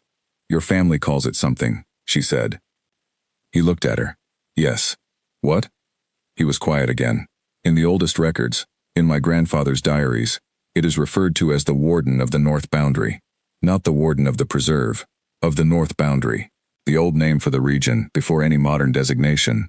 It wardens the boundary," she said. "It has always been here," he said. "The boundary was drawn around it, not the other way." Nadia sat with this. She thought about Lena's estimate. 400 to 800 years.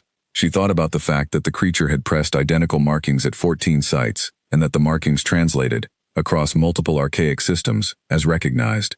"It recognized me," she said. He looked at her steadily. "Yes. That has not happened before. Not to this degree," he said. "Others have had proximity. Most have run. 2 or 3 have stayed briefly and left without incident. You stayed until dawn, and it left you a marker." He paused. "That has not happened in the recorded time of my family's arrangement. 4 generations, 112 years of documented record. It has never left a marker with a person." "Why me?" she said. He turned his coffee cup. "I've been thinking about that since the road," he said. "Since before the road, if I am honest, since the audio from the station." "You listened to it," she said. "Yes." She thought about what she had said in the dark, about Owen, about the sensors, about the bag by the door.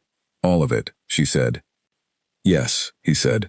She felt the particular warmth of someone who has been heard without permission and has complicated feelings about that. She set it aside, because the larger thing was more pressing. "And?" She said. "You spoke to it," he said. "Most people, if they are brave enough to speak at all, speak about themselves in defensive terms. Where they're from, why they're there, what they mean to do when morning comes. Statements of position. You spoke about the work, about Owen, about what you were measuring, and what it means and why it matters." He paused. "And then you stopped speaking about the work." She said nothing. "You told it about the bag," he said. She held her cup with both hands and looked at the table. "That is not a statement of position," he said. That is a statement of interior. You told something you could not see in a dark room about the most honest thing in your life. And I think, he stopped. He started again. My grandfather's diaries described the creature's interest in humans as conditional on a quality he called transparency. Not honesty in a moral sense. Transparency in the way a window is transparent.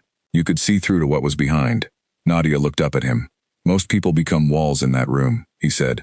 Defense and protection, and the outward presentation of a person coping. You became a window. She thought about her court document. About the paragraph that contained all the facts and none of the things between the facts. About the very precise man who had said, "You are a very precise writer." About the fact that she had been writing documents for 2 years that were transparent about events and opaque about everything else. She thought about talking in the dark about the bag. It heard what I didn't say, she said. I think so, he said. Yes. They sat for a moment in the particular quiet of a conversation that has arrived somewhere neither person had planned to go. Why does it matter to you, she said, that it recognized me? He looked at her. He had the expression of someone who is about to say the thing they came to say, and has been building toward it through everything that came before. My family's arrangement is very old, he said, 112 years of documented record, but the arrangement requires something from my family that I am the last of my family to provide. I have no children. I have no sibling whose children would take this on. The arrangement will outlast me by the terms of its own structure, but without a person to manage it, it becomes unstable, and an unstable arrangement, after 800 years, is dangerous, she said.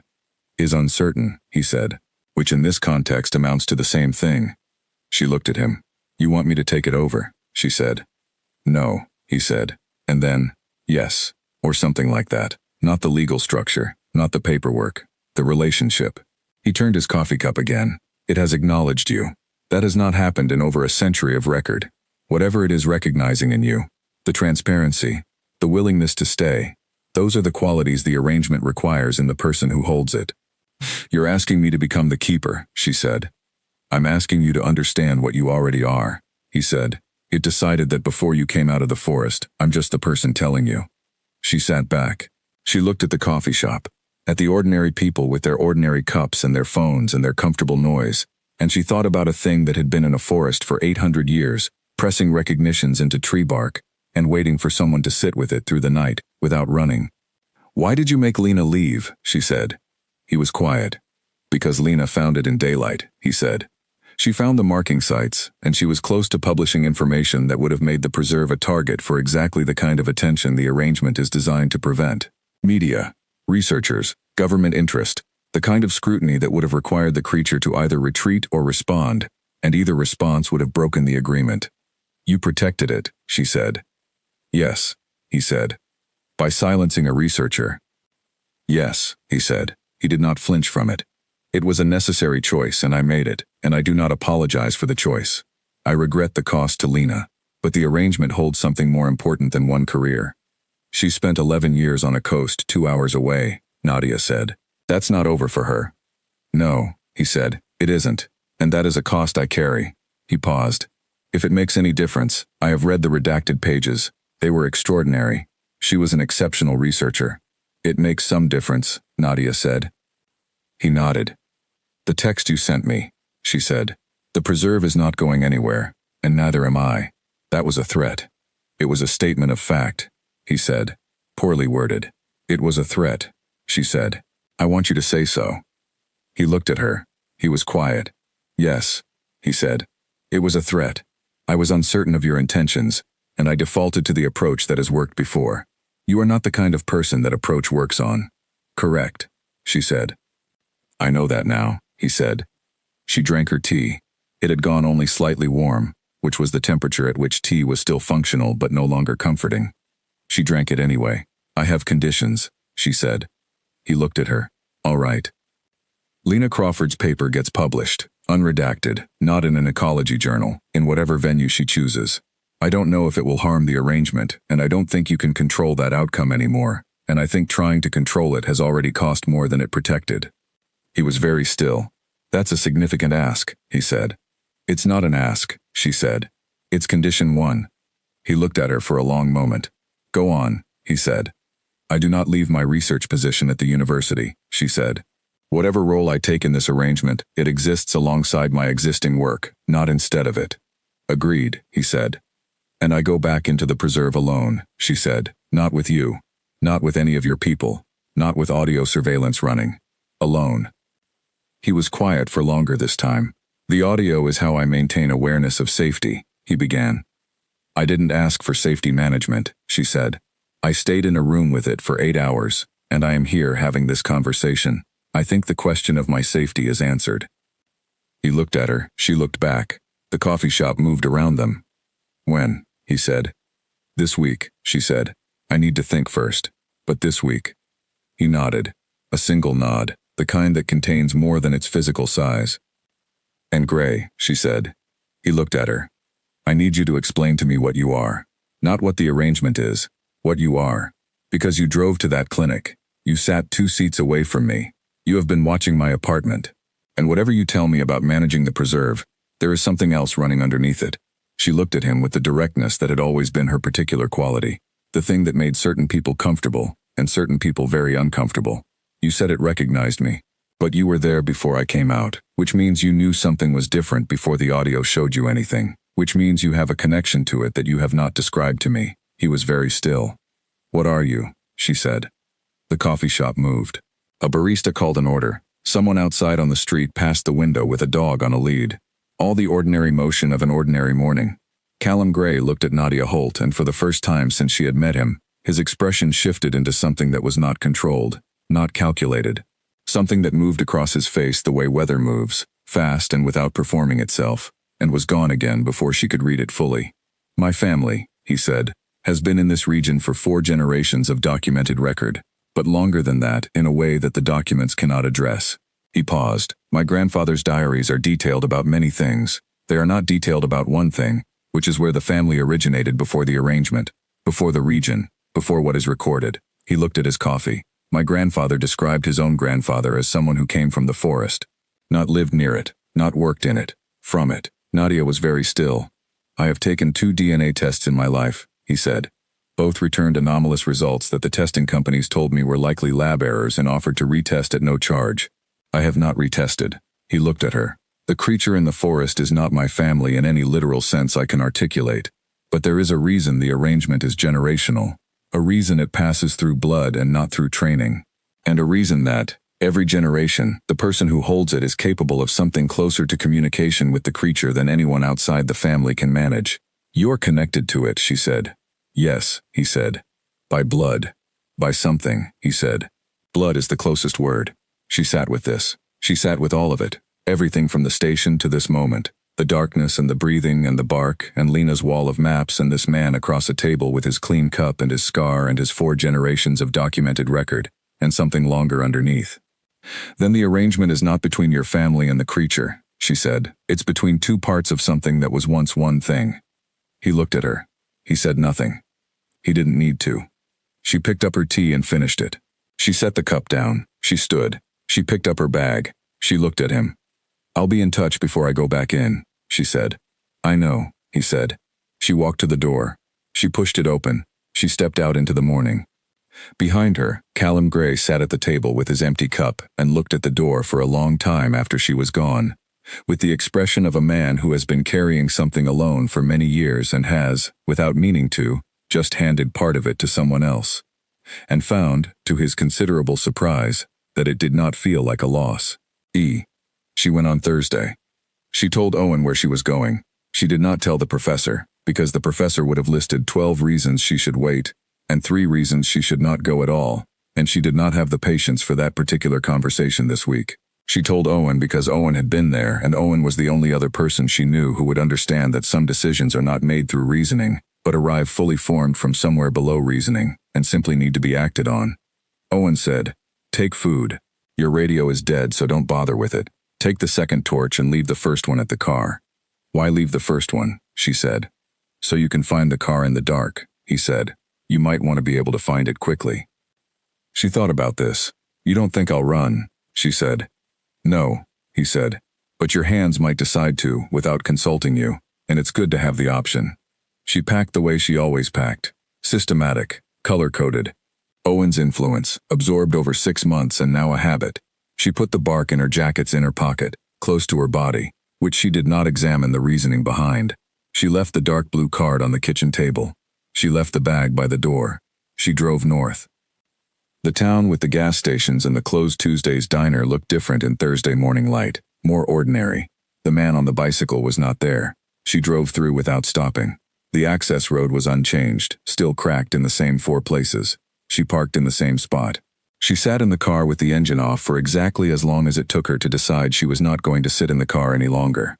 She got out. She walked in. The morning was cold and very clear. The kind of cold that arrives in early autumn when the air decides it has been warm long enough and is ready to be itself again.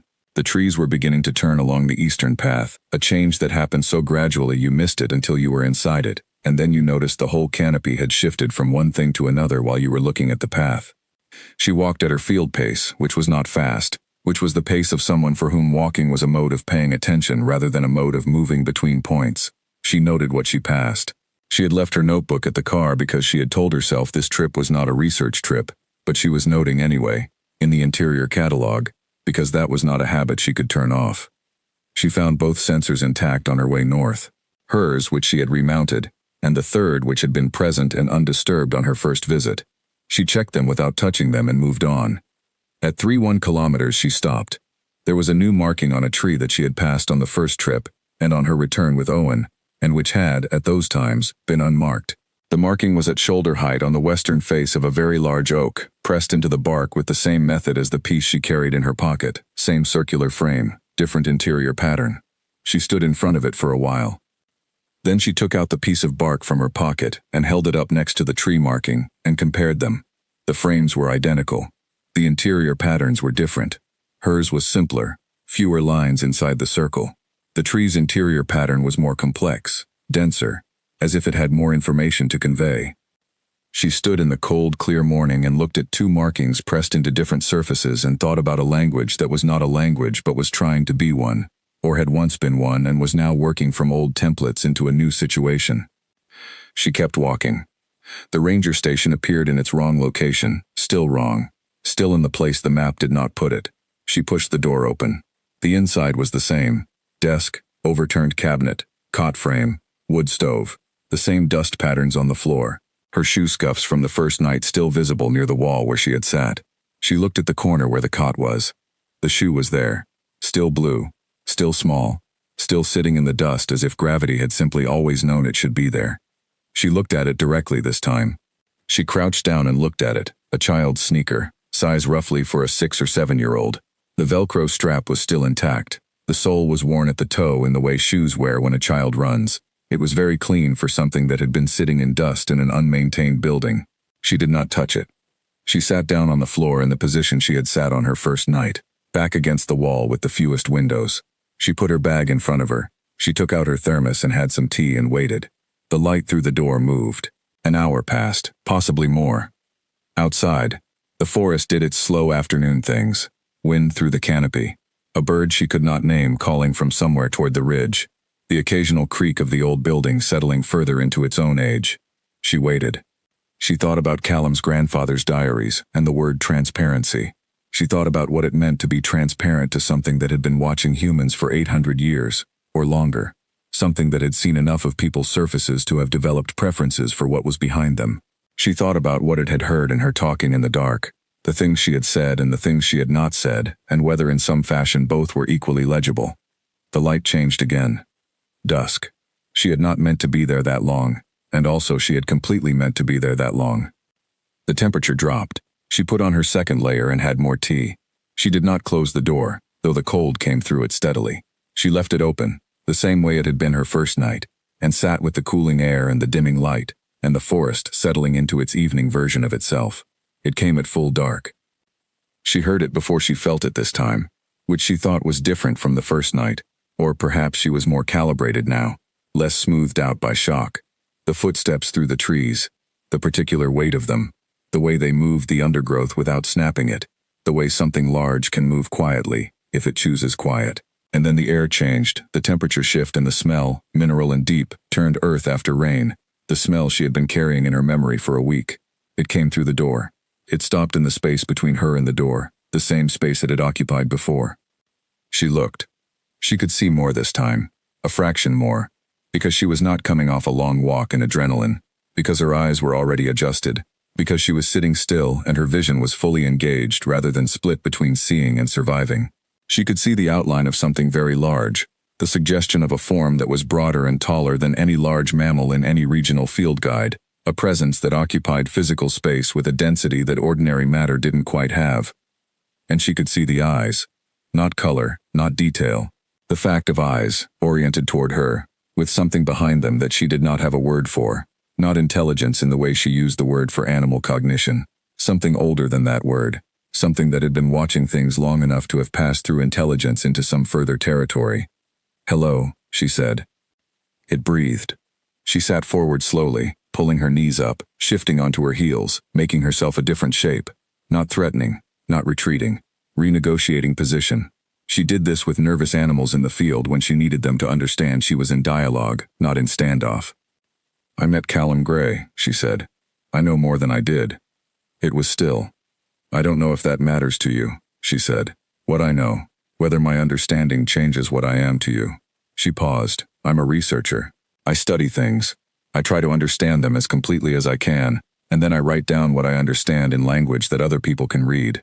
That's the work I do, and I don't know how to not do it." She reached into her jacket and took out the bark. She held it out in front of her, not toward the creature, not offered, just held in the open air where it could be seen. "I want to know what this means," she said, fully, not Lena's theory, not Callum's interpretation. "I want to know what you meant when you left it." The thing in the dark shifted. Not toward her, not away, sideways, a lateral movement, slow, the way a very large thing moves when it is considering something from a new angle. Then, something happened that she was never going to be able to explain to anyone's satisfaction, including her own. A sound.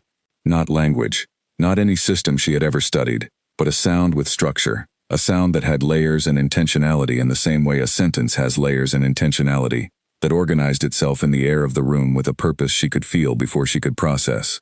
It was low. It came from the chest of the creature, from somewhere deep and old, and it moved through the floorboards and up through her sitting bones before it reached her ears.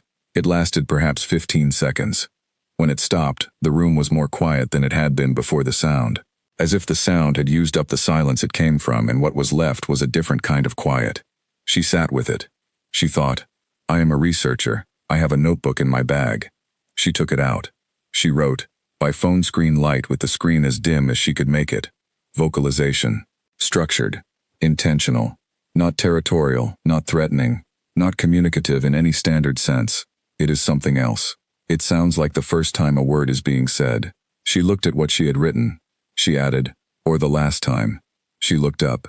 It was still there, still watching. "I don't understand it," she said. "I won't pretend I do. But I want to." She put the notebook in her bag. She held the bark in both hands. She thought about transparency, about being a window, about the things she said in the dark when she was not policing the words. "I am afraid of ordinary things," she said. "Corridors and waiting rooms and very clean hands. I am not afraid of this." She looked into the dark where the eyes were. "I don't know if that makes me useful or just strange."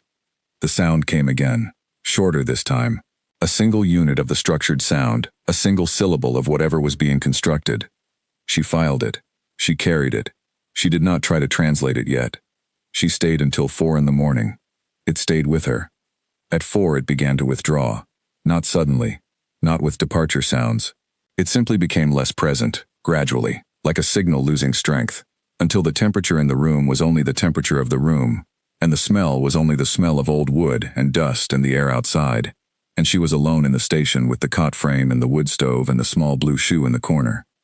She sat for a moment more. She took out her phone. She had Signal now, which she had not had the first night. She typed a message to Callum Gray. I heard it vocalize. Structured sound, not random. "I am recording observations. Do not contact me for 48 hours. She sent it. She stood. She shouldered her bag. She took one more look at the shoe in the corner. She picked it up. She stood with it in her hand and looked at it. Small. Velcro strap. Worn at the toe.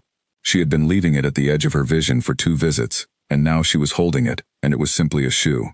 A small shoe that a child had worn until the toe wore through. She set it back down, very carefully, in exactly the position it had been. She walked out of the station. Outside, the forest was dark, and the air was cold, and the mist was starting to settle in the hollows. She stood on the threshold and oriented herself and began walking south. She was 1.5 kilometers out when she realized she was not alone on the path. Not behind her, beside her. In the trees to her right, moving at the same pace she was moving, keeping the same distance, making no particular effort to hide, just present, just parallel. The way something stays with a thing it has decided to keep watch over. She walked. It walked. The trees moved between them. She reached the access road and the car and the torch she had left on the roof. She unlocked the car. She got in. She sat for a moment and then looked through the passenger window into the tree line. Nothing there. Nothing visible. But the feeling of being watched did not leave. She started the engine. She drove south. The feeling stayed with her all the way to the junction, where the main road began, and the preserve road ended, and the ordinary world reasserted itself with its painted lines and its speed signs and its lit-up petrol station in the distance. It stayed with her through Harwich, and through the long, straight road south. It stayed with her, that particular feeling of being attended to, of being the subject of something's complete and unhurried focus. She had felt it before, she realized. Not in the preserve. Before the preserve. In the apartment. In the year before the assignment. When she had walked into rooms and felt a quality of attention that she had attributed to her own anxiety, to the hypervigilance she had developed through 2 years of difficult experience, to the way trauma teaches the nervous system to expect being watched. She thought about this for a very long time on the dark road south. She thought about a thing that had decided she was worth knowing. She thought about how long it might have been watching before she went into the forest. She thought about the fact that she had taken a wildlife ecology assignment in the Arvock Preserve and thought it was a job. She thought about what Callum had said. I'm just the person telling you. Not, I'm the person who found you. Not, I arranged this. I'm the person telling you what already is. She gripped the wheel. She drove in the dark and the rain that had started somewhere around mile 40, and thought about a thing 800 years old that had been watching humans long enough to know which ones to wait for. She thought about what it meant that it had been watching her. She thought, how long? She thought, and then what? She thought, and then she stopped thinking and just drove, because some questions you had to carry before you answered, and she was getting good at carrying. She did not wait 48 hours before Callum contacted her. He contacted her in 22.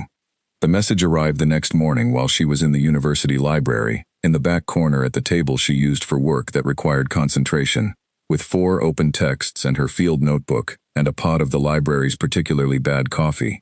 And it said, there are people coming to the preserve. Not researchers, not hikers. I need to speak with you today. She looked at the message. She thought about replying that she had asked for 48 hours. She replied, where? He sent an address that was not the coffee shop. A building on the north side of the city, a part of town she knew only as the part she drove through to reach the motorway. She packed her bag. She told the professor's assistant she was stepping out. She drove north. The building was unremarkable in the specific way of buildings that are meant to be unremarkable. A plain facade, a plain door, no sign. Inside, a hallway and a staircase, and a woman at a desk who looked up when Nadia entered and said, Dr. Holt, 3rd floor, without being asked who Nadia was or why she was there. 3rd floor, a room with a long table, several chairs, a window with the blinds halfway down, and Callum Gray standing at the window looking at the street below with the expression he seemed to reserve for moments when something he had been managing had moved faster than his management. He turned when she came in. Sit down, he said. Tell me what's happening first, she said. A development company, he said. They've been acquiring land in the region for 2 years, moving quietly, through intermediaries. Last week they made an application for a survey permit for the northern section of the Arvock Preserve. She sat down. The survey permit. Who issues that? Theoretically, the regional planning body, he said. In practice, for that specific land, it comes through a protocol that the private arrangement established 11 years ago, which routes all access applications through my office. So you control the permit, she said. I control who gets one, he said. But the planning body is under new management since the autumn, and the new director has. He stopped, started again. The application has been submitted in a way that bypasses the routing protocol, directly to the planning body, and the planning body is inclined to issue it. She looked at him. They're going to go in. If I can't stop the permit in the next 7 days, he said. Yes, a survey team, 6 to 8 people, equipment, probably 3 to 5 days in the northern section. She thought about what was in the northern section. She thought about a thing that had chosen not to expand its territory, that had held to the terms of an arrangement for over a century, that communicated in pressed circles and structured sound. If a survey team goes in, she said, what happens?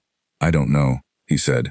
I don't know what it does when it encounters a group of people with equipment and what it understands as its space. In 112 years of record, that situation has never occurred. We have managed specifically to prevent it. Your grandfather's diaries, she said. Any precedent? Before the arrangement? He looked at her. He had the expression of someone who knows the answer and does not like it. Before the arrangement, he said, there are local records. Before my family's involvement, older records, reports from the early history of the settlement of this region. What do the older records say? She said. That people who went into the northern forest without understanding what was there, he said carefully, did not always come back in a state that was easy to explain. She sat with this. Not because it killed them, he said quickly. I want to be clear about that. There is no record of death. There is record of significant disorientation, of people being found days later in locations they could not explain, with no memory of the time between, of people who came back changed in ways that were not physical, of people who came back and could not stop going back. The pull, she said. Yes, he said. She thought about Owen, sitting at the base of the oak. About his voice on the phone. I can't stop thinking about the trees. About the fact that she had packed a bag twice and left it by the door, and this was her second visit in a week. The survey team would encounter it, she said. They might not come back intact. They might not, he said. And you can't block the permit. Not through the normal channel. The routing protocol has been bypassed, and I don't have legal standing to. He stopped. He turned back to the window. I have spent my entire adult life building the legal and regulatory structure around this arrangement, so that moments like this cannot happen. And someone has found a way through the structure. Who is behind the development company? She said. He turned. You think it's targeted, he said. I think someone who applied directly to the planning body, bypassing an 11-year protocol they would have needed to know about to bypass it, was not stumbling around in the dark, she said. Someone told them about the protocol, and then told them how to go around it. He was very still. Who knows about the arrangement, she said. Beyond your family, beyond the university. The previous planning director, he said. 2 members of the regional land board. A solicitor who handled the original filing. Lena Crawford. He paused. And everyone I have ever had to explain the situation to in order to prevent a previous access issue. How many people is that? She said. Over 11 years, he said. 17. And you know all 17, she said. Yes, he said. He was moving through something, she could see it. A rearrangement of a long mental file. Yes, he said again. Differently. One of them sold the information, she said. He was quiet. Yes, he said. The word was controlled and flat and contained something underneath it that she did not push at. This was his arrangement, and his family, and his 17 people, and whatever it felt like to discover this was his to feel. Then the legal route is closed, she said. You can't fight the permit application on process, because they've already gotten around the process. Correct, he said. What's the non-legal route? She said. He looked at her. Reason, he said. Go to the development company directly. Explain why the northern section is unsuitable for survey. Make them believe the land is not what they think it is. They already know what it is, she said. Otherwise, why target the northern section specifically? They may not know what it is, he said. They may know only that it is unusual, that there is something there worth protecting, and that protecting things usually means they are worth acquiring. She thought about this. So they want the land because they know there is something remarkable on it, she said. Yes, he said. And a survey is the first step to proving the remarkable thing exists, which makes the acquisition worth more. Yes, he said. But if the survey team goes in and encounters what is actually there, she said, the encounter will be on record. The survey team will report what they experienced, and once that is on record, the preservation of the arrangement depends on the creature being unknown, he said. Unknown by people who want to use what they find, unknown in that way. He paused. Lena's paper, if it had been published, would have created attention that was sympathetic. Researchers, conservationists, the attention of people who understand that some things are worth protecting, at the cost of not fully understanding them. He looked at her. A survey commissioned by a development company creates a different kind of attention, the kind that wants to know what the land is worth. She was quiet. I need to stop the permit, he said. And I need to do it in a way that does not create a legal challenge that draws more attention to the preserve than the permit itself would. The non-legal route, she said. I need someone to go to the development company's leadership and make a case for withdrawing the application, he said. Someone who is not me, someone who does not have my history with this, and who cannot be characterized as having a personal interest. She looked at him. You want me to go, she said. You are a researcher at the university, he said. You have legitimate scientific standing. You have no documented connection to the private arrangement. You can make a case for the ecological sensitivity of the northern section that is professionally credible and entirely true, without requiring you to disclose anything that you cannot disclose. You want me to walk into a development company and talk them out of a survey permit, she said. I want you to make a credible case, he said. What they do with it is up to them. She sat with this for a moment. She thought about credibility in rooms she had been in, where her credibility had been systematically and carefully undermined, where the man with clean hands had made his case, and the room had taken his case over hers, and she had walked out to the elevator with her field notebook and her neat handwriting, and nothing else. She thought about whether she was willing to walk into another room and try again.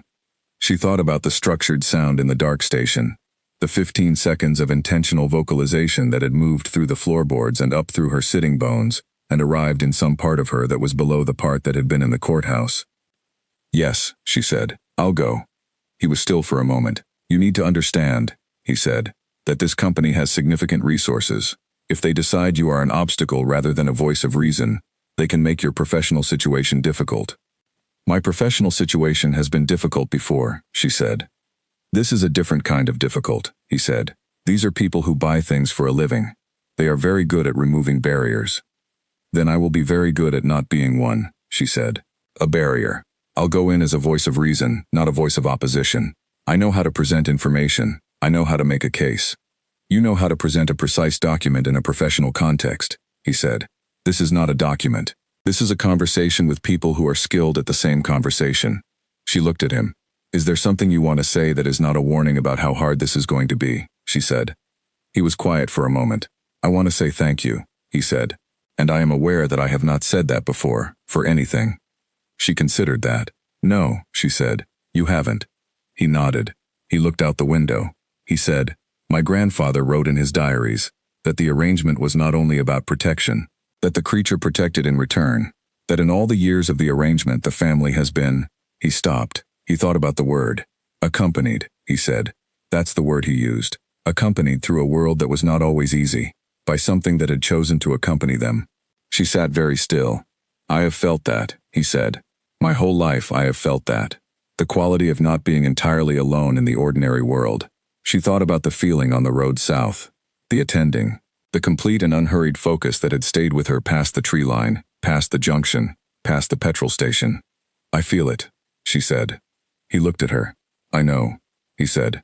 That's partly why this is so complicated. She picked up her bag. She stood.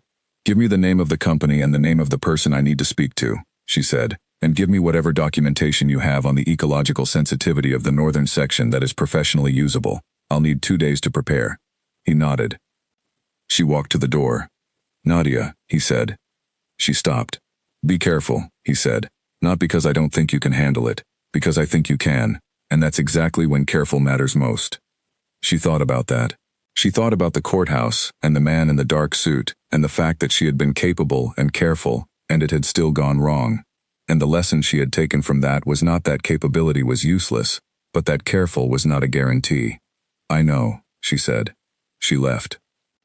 Outside on the street she stood in the autumn air and looked at the ordinary city going its ordinary way, and felt the things she had been feeling since the first night in the station, the low background hum, the frequency that had not stopped when she left the forest, the sense of being accompanied through a world that had not, this week, been particularly easy. She thought, you picked a complicated time to recognize me. She thought, or maybe the time is the point. She walked to her car. She drove south through the city. She went home and she sat at her kitchen table with her field notebook and the piece of bark, and Callum's business card, and the dark blue card, and she started preparing. She was not afraid. That was not the same as not being careful. She was both. She started writing. The development company was called Norland Group, which was the kind of name that was either very confident or very anonymous, and Nadia had come to understand that in business, those two things were often the same. Their offices were in a glass building in the financial district, the kind of building where the elevators were fast and the chairs in the lobby were uncomfortable in a way that had been expensively designed. She had been in this kind of building twice in her life, both times for legal matters. She had not enjoyed either occasion. She rode the elevator to the 14th floor. She told the reception assistant she had a 10 o'clock appointment with a man named Colin Farr, which she did, because she had spent 2 days preparing, and preparation included making an appointment through official channels rather than arriving unannounced. Arriving unannounced was for situations where the element of surprise was more valuable than the appearance of legitimacy, and this was not one of those situations. Colin Farr was 52, and compact in the way of a man who had once been athletic, and had converted that energy into a different kind of tension. He had the eyes of someone who counted things, which was useful in business and slightly unsettling in a person. He shook her hand and pointed at a chair and sat behind a desk that had been selected to be larger than necessary and said, "Dr. Holt, environmental concerns about the northern section." "Ecological concerns," she said. "The distinction matters. Environmental concerns are about regulatory compliance. Ecological concerns are about the specific biological characteristics of a specific piece of land." He looked at her. He had already decided something about her. She could see it. A categorization that happened fast and that he probably rarely revised. She had come in wearing the field jacket she wore to university, which was practical and slightly worn, and communicated that she was not a person who had thought about what to wear to this meeting. She had thought about it. She had chosen this jacket specifically because she was a person in a worn field jacket, not a person in a pressed suit, and that was a distinction worth communicating. "Tell me about the ecological concerns," he said. She opened her notebook. The northern section of the Arvok Preserve covers approximately 42 hectares of old-growth forest. The trees in this section have been dated, by core sample, to between 300 and 700 years old. The root systems in this area are interconnected in a way that, "We know about the trees," he said. "That information is in the survey application." "Then you know that introducing survey equipment into old-growth root zones causes soil compression damage that affects interconnected root systems over a much wider area than the direct footprint," she said. "We're talking about potential damage to a 600-year-old biological network over a radius of several times your survey footprint." He looked at her. "We have surveyors who work in sensitive ecological areas routinely," he said. "The equipment choices are appropriate for the terrain." "I'd be glad to review the equipment specifications," she said. "If you want a professional assessment." "We have professional assessors," he said. "On staff," she said, "who are assessing a site on behalf of an acquisition interest, which is a specific kind of conflict that independent review would." "Dr. Holt," he said, "I appreciate the academic perspective. Let me be direct with you. The Arvok northern section is of interest to us for reasons that go beyond the timber value of old-growth trees. We have reason to believe there is something in that area that is of significant scientific and commercial interest. The survey is to confirm that interest before we proceed." She looked at him steadily. "What do you believe is there?" she said. He smiled, which was not a warm smile but a professional one, the kind that communicated that he had registered the attempt and was not going to respond to it. "Something unusual," he said. "I'll leave it at that." "Something unusual that you believe has commercial value," she said. "Something unusual that we believe warrants further investigation," he said. She looked at him. She thought about the creature in the station, about the 15 seconds of intentional sound moving through old wood, about Lena Crawford on a coastal road 2 hours south, 11 years of private research on a wall of maps, studying something she had run from and could not stop returning to in the only form she had left. "Mr. Farr," she said, "I want to be transparent with you about something." He waited. "I have been in the northern section," she said, "recently. I know what is there." He was still. "I cannot tell you what it is in terms that your survey would categorize or confirm," she said, "because it is not a thing that fits into survey categories. What I can tell you is that it is aware, and that it has its own understanding of that territory, and that 6 to 8 people with equipment moving through its space will create a situation that your survey team is not equipped to manage." He looked at her. His categorization of her was revising in real time. She could see it. A small recalculation behind the eyes. "You're telling me the area is dangerous," he said. "I'm telling you it is inhabited," she said, "by something that has maintained a very stable relationship with the human world for a very long time, by being left alone. Your survey is the first action in a chain of actions that will end that stability. Whatever is there," he said carefully, "is on land that we intend to acquire. And something being unusual makes it more valuable in certain markets, not less." She looked at him. "You want to commercialize it," she said. We want to understand what we're acquiring, he said. Mr. Farr, she said, the information I'm giving you is the understanding you're acquiring. There is something in that section that is not categorizable by a survey. A survey team that goes in without understanding this will come back with incomplete and confusing data, will generate a report that raises more questions than it answers, and will create a regulatory and scientific interest in the site that will make any development acquisition much more complicated than you currently anticipate. He looked at her for a moment. You're suggesting that the survey will draw attention we don't want, he said. I'm suggesting that a survey of a site containing something genuinely anomalous, conducted by a team working for a development company, will be exactly the kind of document that independent researchers and conservation bodies will want to examine, she said. And that examination will take place in a context where your acquisition interest is already on record. He was quiet. She let him be quiet. She had said the thing she had come to say, and it was now in the room, and the room was doing what it wanted to do with it. You came here without Callum Gray, he said. She kept her expression level. I came here as a researcher with ecological concerns, she said. Gray sent you, he said. I know his structure and you have recently become part of it. I am not part of any structure, she said.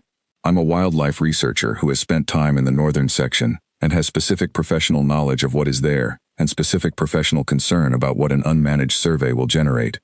He looked at her with the long look of someone deciding between two readings of a situation. Then he stood up. He went to his window, which like Callum's window looked out at a street, and stood looking at it. The information we received about the preserve, he said, described a site containing a biological specimen of extraordinary rarity, possibly unique. The person who provided that information believed it would be of significant interest to us. Who provided it? She said. That's confidential, he said. But you received it, she said. Yes, he said, and acted on it. The application is filed and progressing. She was quiet. You're not going to talk me out of the survey, he said. What I am willing to do is give you the opportunity to suggest an alternative method of assessment. If you have a way to provide us with a credible evaluation of what is in that northern section that does not require a survey team on the ground, I will consider it. She looked at him. An independent assessment, she said. Conducted by someone with standing, he said, and producing a document that establishes what is there, what it is, and what its presence means for the land use potential of the site. She heard what was underneath that. He wanted the creature on the record. He wanted it documented, categorized, assessed, not for conservation. For acquisition, a documented extraordinary biological specimen on a piece of land he was acquiring made the acquisition worth considerably more. He was offering her a deal. Write the creature into existence on his terms. She thought about Lena's 3 redacted pages, about the difference between suppressing knowledge and what was being asked of her now, which was not suppression but a different kind of control, the control of being the person who named the thing, who put it in language that served someone else's interest. She thought about the bark in her pocket and what recognition meant in a language that was not words. I'll need time to prepare a proposal, she said. 1 week, he said. He turned from the window. If the proposal is credible, I'll put the application on hold while we review it. If it's not credible, or if I don't receive it in 1 week, the application proceeds. She stood. She picked up her notebook. She shook his hand. His hand was very clean. She noticed that without surprise, the way you notice a thing you have already filed in the correct category. She rode the elevator down. She walked through the lobby. She pushed through the glass door and stood on the street in the autumn air, and called Callum Gray. He answered in 2 rings. He knows you sent me, she said. Yes, Callum said. I expected that. He wants an independent assessment of the site, she said. A document that establishes what is there and what it means for land use potential. Silence on the line. He wants it on record, Callum said. He wants it assessed for value, she said. More silence, longer this time. She stood on the street and let it be long. Someone sold us to him, Callum said. Yes. He confirmed receiving information from a source. He didn't name them. I have a theory, he said. Save it, she said. We have a more immediate problem. I have 1 week to produce a document that does one of 2 things. Either it genuinely satisfies his need for site assessment and he withdraws the application, or it doesn't satisfy him and he proceeds. There is no version of this document that accomplishes both. Unless, Callum said. Unless what? Unless the document doesn't describe what is there, he said. Unless it describes what is not there. Unless a credible independent ecological assessment of the northern section finds nothing of unusual interest. She was quiet. She understood what he was saying. You want me to produce a null finding, she said. A credible professional document that says, Northern Section, assessed by independent researcher with appropriate standing. Nothing anomalous present. Yes, he said. That's a false document, she said. He was quiet. Callum, she said. That is a professionally false document. If that ever came to light, it would end my career. It would be used to discredit everything I have ever produced. It would be worse than Lena's redaction, because she was told to remove information. You are asking me to fabricate it. I know what I am asking, he said, very quietly. She stood on the street in the cold. The city moved around her. She thought about her handwriting, neat and level. About the document she had submitted before the court.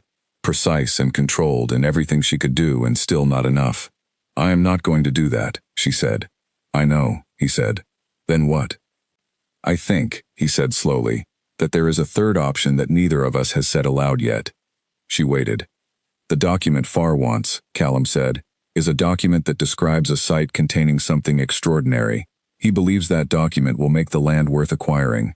But a document that describes a site containing something that is aware, that has an 800-year territorial understanding, that cannot be captured or contained or exhibited, that will respond to commercial development in ways that are unpredictable, is not a document that makes the land worth acquiring, she said. It is a document that makes the land extremely expensive to develop, he said, in every sense of the word expensive. She thought about this. She thought about what a credible, honest, detailed assessment of the northern section would actually say, not a false null finding. The truth. The truth was not comfortable. The truth was not categorizable. The truth was something that had been in a forest for 800 years, and had chosen to stay within its territory, as long as the arrangement held, and the arrangement was now under pressure, and the response to that pressure was not going to be something that a development company wanted on a prospectus. I can write that document, she said. Yes, he said. It will be true, she said. Every word, I will not fabricate. I know, he said. That's why it will work. She looked up at the glass building. She thought about Colin Farr at his window, about the person who had sold them the information, whose name she did not have yet, whose motive she thought she understood, who had believed that knowledge of the creature was a product to be sold, and had not understood what knowledge of the creature actually meant when you had it. There's a risk, she said. If the document is true and complete, it will contain information about the creature. It will be the most detailed documented account that exists outside Lena's private archive. If Farr decides to use it as a basis for proceeding rather than withdrawing, then we have put the creature on record, Callum said. Yes, I know that risk. And you're willing to take it, she said. I don't think I have a choice, he said, and I think, he stopped. I think maybe keeping it entirely off the record is no longer the right approach. 11 years of silence and someone still sold the information. The arrangement protected by secrecy has already been compromised. She was very quiet. Maybe, he said, carefully, as if each word was a step on uncertain ground. The better protection is a different kind of truth. A truth that makes clear what it is and what it costs to disturb it.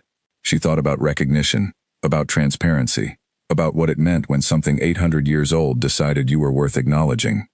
Give me the 5 days, she said. I'll write it. She ended the call. She stood on the street for a moment more. She took the bark from her inner pocket. She held it in her palm in the thin autumn sun.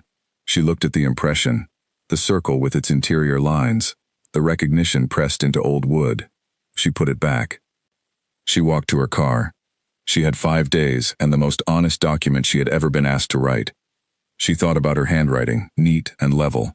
She started composing it in her head before she reached the car. She wrote for 4 days. She wrote in the way she had written her best work, the work that the professor had described as uncommon, which was his careful way of saying that most research documents were built from the outside in and hers were built from the center out. She started with what she knew for certain, the dates, the coordinates, the documented observations, the sensor readings, Owen's records and her own, Lena's archived data, cross-referenced with her explicit permission. 11 years of Lena's coastal work finally given the use it deserved. From that foundation she moved outward into the harder territory. She wrote about the station, about the night. She wrote it in the precise, sequential language of a field report, and she did not flinch from what the field report contained. She described the presence in the room in the terms available to her: size, temperature change, vocalization, the structured sound that had lasted 15 seconds and moved through the floorboards. She described her second visit, the parallel movement through the trees on her way out. She described the bark and what Lena's research suggested it meant. She wrote without the courthouse distance, without the professional opacity that kept the things between the facts from being read. She was transparent in the way the creature had heard her being transparent in the dark. She asked Owen to read it when it was done. He read it at his kitchen table with his wife making dinner in the other room, and the ordinary sounds of an ordinary household going on around him, and when he finished he was quiet for a while. "It's accurate," he said. "Yes," she said. "It's also the most remarkable document I've ever read from a working researcher," he said, "because you haven't hidden behind the methodology. The methodology is in it," she said. "Yes," he said, "and so are you." He looked at her. "What happens to you if Farr uses it the way you're afraid he might use it?" She had thought about this.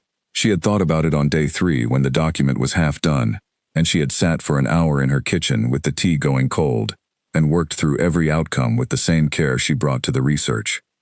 "Then it is in the world," she said.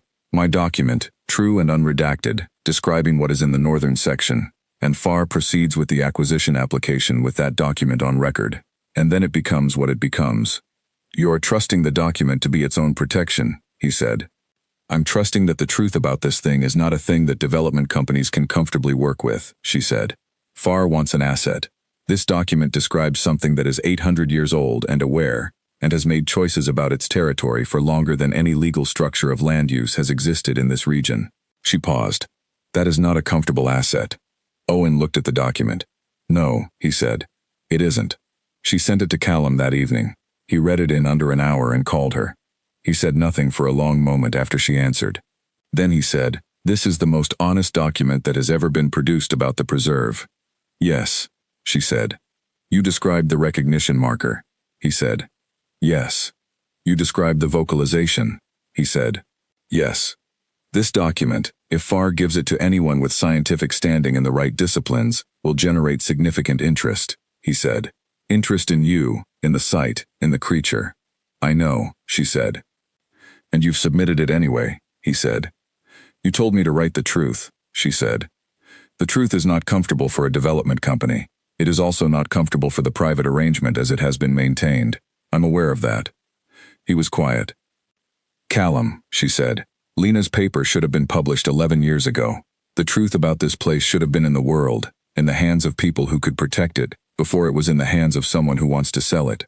The secrecy didn't protect the arrangement. It protected the arrangement from the wrong things while leaving it open to this." "Yes," he said. "I am going to contact Lena," she said, "and I am going to ask her if she wants to co-author a scientific publication based on her archived work and my field observations. Her paper, unredacted, alongside my document, in a journal of natural history." He was very still on the line. "That will change everything," he said. "Yes," she said. "The arrangement as you have maintained it will not be possible after publication. The preserve will be known. The creature will be known. The question of how it is known and in what context is the only question left. It will be known as the subject of a scientific paper," he said slowly, "rather than as an asset identified by a development company." "Yes," she said. Another silence, longer than the others. She let it breathe. "Publish first," he said. "Then send the document to Farr." "That's the order I was thinking," she said. She sent it to Farr the following day. Not the document, a letter. The letter said, "Enclosed, please find an executive summary of my independent ecological and biological assessment of the northern section of the Arvok Preserve. The full document is currently under review for publication in a peer-reviewed journal of natural history. I am happy to discuss the findings at your convenience." The executive summary was 3 pages. It described the site with precision, and included, in the 3rd page, the following paragraph. "The northern section contains evidence of the long-term presence of a biological entity that does not conform to any classified species in the regional or national fauna records. This entity has demonstrated consistent territorial awareness over a documented period in excess of 112 years, with evidence suggesting a significantly longer presence. The entity is aware of human activity in its territory and has demonstrated the capacity for intentional communication. Its response to commercial development activity in its territory is not predictable and cannot be managed by standard site survey protocols. The professional recommendation of this assessment is that the northern section be excluded from any development consideration, and that the current conservation management arrangement be formalized under independent academic oversight." She did not hear from Colin Farr. She heard from his solicitor, in a letter that arrived 4 days later, and which she read standing in her hallway in her coat, with her bag over her shoulder, and which said that the Norland Group had decided not to proceed with the survey application, pending further internal review. She stood in the hallway for a moment. She put the letter in her bag. She called Lena. Lena said yes before the question was fully formed. She said yes in the way of someone who has been waiting 11 years to say it, and has given up hope of the opportunity, and has now had the opportunity arrive, and does not intend to lose time being circumspect about it. We'll need several months to consolidate the material, Nadia said. I've been consolidating it for 11 years, Lena said. I'm ready when you are. Nadia called Callum next. The application has been put on hold, she said. I know, he said. My contact at the planning body called this morning. The solicitor who sold the information to Farr, she said. A pause. How did you know it was the solicitor, he said. Because the person who bypassed the routing protocol had to know the routing protocol in detail, she said. That narrows it to the original filing. And the solicitor had the most recent relationship with the structure and the most exposure to the change in ownership that might have created a different set of loyalties.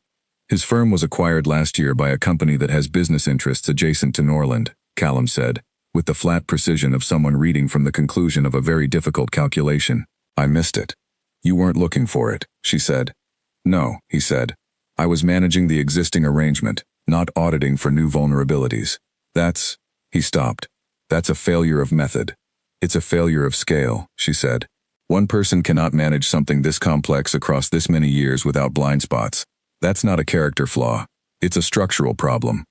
He was quiet. Yes, he said. Which is partly why I'm proposing that the publication changes the structure, she said. Independent academic oversight, as I stated in the summary, a formal body, people who are accountable and transparent, and whose interest in the preserve is documented and public. That is a significant change, he said. Yes, she said, it is. Is it acceptable to you? A long pause. The longest pause he had given her. Longer than the one in the coffee shop. Longer than the one at the window. She waited through it. Yes, he said. It's necessary. I know it's necessary. Another pause. My grandfather's diaries say that every generation the arrangement finds its right shape, and the right shape is always different from the one before. He stopped. I think this is the right shape for this generation. One more thing, she said. All right. I'm going back in, she said. Tonight. Not for observation, not for the paper, just to go. He was quiet for a moment. Yes, he said. I know. You won't be there, she said. No, he said. I won't be there. She drove north that afternoon. The same road. The same cracked access road. She parked in the same spot. She sat in the car for slightly less time than she had the previous visits, because the decision had been made earlier in the process this time and required less confirmation. She got out. She walked in. It was the late end of afternoon, the light going gold and long, the trees already in their fuller autumn color, the forest more itself than it had been on any of her previous visits. She walked at her field pace and noted what she passed and thought about the paper and about Lena's 11 years on the coast, and about a solicitor with a compromised loyalty, and about a development company that had put its application on hold, and about Callum Gray, who had spent 40 years being the only door, sitting in a building with a window and beginning, perhaps, to understand that a door did not have to be a single person. She reached 3.1 kilometers and stopped. The new marking was still on the oak, the one that had appeared between her first visit and her second. She stood in front of it. She took the bark from her pocket. She held them side by side, hers and the trees. She looked at the two interior patterns. Hers was simpler, the trees was denser. She had been thinking of them as two different messages, the way you think of two different sentences. But standing here in the late afternoon light, with both in her field of view simultaneously, she understood something she had not understood before. They were not two different messages. They were two parts of one message. She did not know what the message said. She did not have the full vocabulary yet. She had the beginning of a vocabulary, a recognition pressed into bark, a 15-second vocalization through floorboards, a parallel movement through trees on a dark road. She had the beginning. She kept walking north. The station came into view at the wrong location, still wrong, still exactly where it was and not where the map said. She pushed the door open. She went inside. She sat against the wall with the fewest windows, the same spot, and she set her bag down and opened her thermos and waited. The light through the door moved. The forest settled. She did not fall asleep this time. She was awake at full dark when it came. She heard it from further out than before. She heard it from the moment it decided to come, which might have been farther away than she could actually detect, or might have been the thing she had been accumulating over 3 visits, the calibration of a particular kind of attention to a particular kind of presence. It came through the door. It stopped. It occupied the room. She looked into the dark where the eyes were. "Hello," she said. It was quiet for a moment. Then the sound began. Not the 15-second structured vocalization of the second visit. Something different. Something that started slowly and built, layer by layer. The way you build something that requires foundation before you add height. It lasted longer this time. It had more units, more of what she thought of as syllables, more of the internal structure that she had been turning over in her mind for a week. She listened. She did not understand it. She would not understand it yet. Understanding something like this was the work of years, not nights, and she was at the very beginning of years. But she held it. She held it the way she had been holding the bark, the way she held things she didn't have categories for yet, at the edge of the vision until the category arrived. When the sound stopped, the room was very full of the quiet it left. She reached into her bag and took out her field notebook. She took out her pen. She wrote, in the dark, by the small light of the screen, 3rd visit, 1948, present from approximately 2010, vocalization, extended, multi-unit, structured. Internal structure shows increased complexity from 2nd visit. Apparent intentionality of communication confirmed, responding to accumulation of visits, or to something in me that has accumulated. She read the last line back. She added, both probably. She put the notebook in her bag. She sat with it in the dark and the creature breathed and the old building creaked and outside the forest did its slow night version of itself, unhurried, present, entirely unconcerned with any of the things that had been happening in offices and glass buildings and planning bodies over the past 2 weeks. 800 years, or longer. At some point the creature settled, not lying down, not retreating, but settling the way something settles when it has decided the moment is not one of movement but of staying. She felt it in the room the way she felt a change in weather, in her sternum and her spine, the shift of a presence from alert to present. She settled too. The shoe was in the corner. She did not look at it directly. She had not yet found the language for the shoe and she was not going to force it. She would leave it at the edge of her vision until it arrived at the center on its own terms, because that was how she had learned to carry things that were not ready to be examined. She thought about the bag by the door. She had not moved it. She had been stepping over it for 2 years, and she had not yet moved it. She thought about that. She thought about transparency, about being a window, about the difference between the document she had written 2 years ago in the courthouse, precise and correct and entirely opaque, and the document she had written this week, precise and correct and entirely transparent.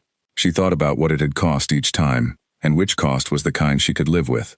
She thought about Callum Gray in his building, looking north. She thought about Lena Crawford on her coast, ready. She thought about Owen, alive and well, and unable to stop thinking about the trees. At 3 in the morning she did something she had not done on the previous visits. She did not plan it.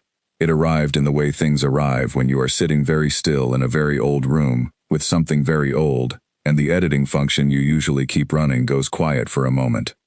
She said, I have been carrying something for 2 years that I have not told anyone. Not my notebook, not the professor, not Owen. I haven't said it aloud. She stopped. She breathed. I didn't fail in the courthouse. I was very good. I prepared precisely and I presented correctly, and I was transparent about the facts, and I was still not believed.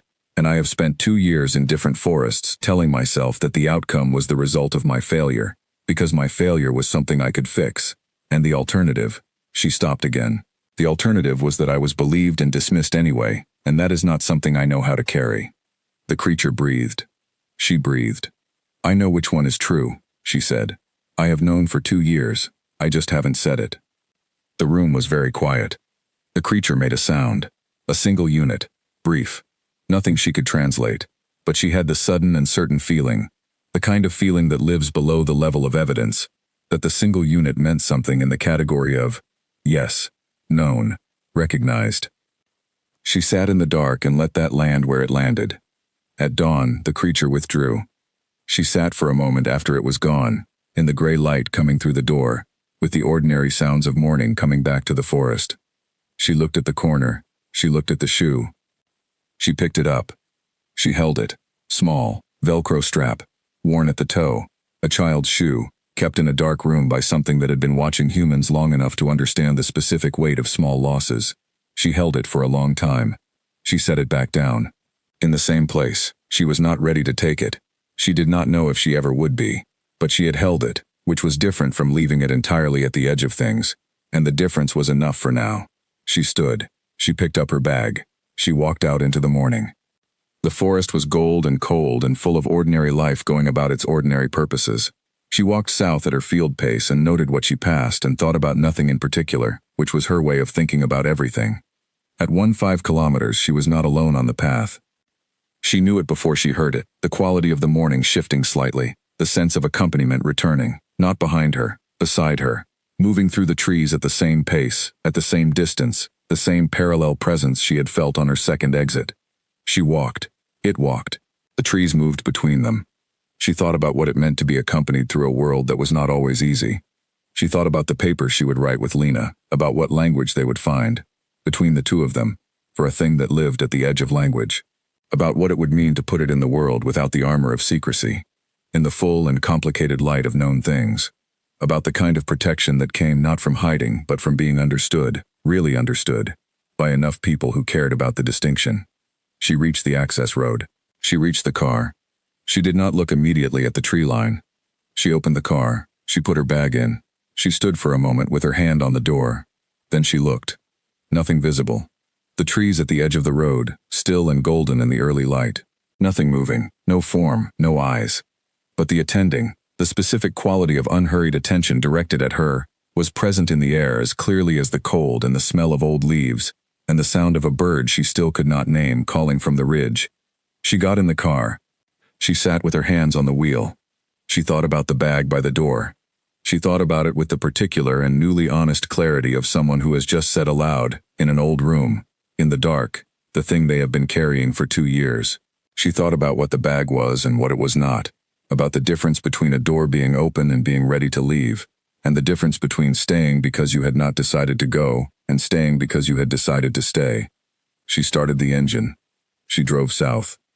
The tree line held its position on either side of the road, and then the road became the other road, and the other road became the town with the gas stations and the diner, and she drove through it without stopping, and the feeling of being accompanied stayed with her through the junction, and through Harwich, and through the long straight south road, stayed with her the way it had every time, the way it apparently intended to stay. She reached the city at noon. She parked. She walked up to the apartment. She unlocked the door. She stepped into the hallway. The bag was by the door. Still there, 2 years by the door. She stopped. She looked at the bag. She picked it up. She carried it to the bedroom and she set it on the floor of the wardrobe, and she closed the wardrobe door. She stood in the bedroom.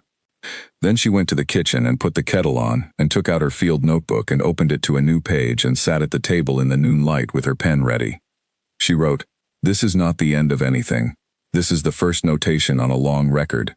The work ahead is the paper with Lena, the formal oversight structure, the vocalization documentation, the marking language over continued visits. The work ahead is saying what is true and saying it in the right places and trusting the truth to hold the things that need holding. The work ahead is staying." She looked at what she had written. She added, "The bag is in the wardrobe." Outside, the city did what it always did. The elevator ran. The traffic moved. September going into October. The year turning in its long, slow way, unconcerned with the particular shape of anyone's decisions. She made the tea. She sat down. She opened the paper with Lena, the first draft, the section she had been working on before far in the document and the visits, the methodological introduction that Lena had started 11 years ago and she was now continuing. And she read it, and found the place where the voice shifted from Lena's careful academic past tense into the space where Nadia's work began. She picked up her pen. She started writing. Not from the distance, from the inside, from the window. The way something very old and very patient had seen her doing, and had recognized, and had waited for her to understand was the only way she had ever really written anything worth keeping. She wrote, E.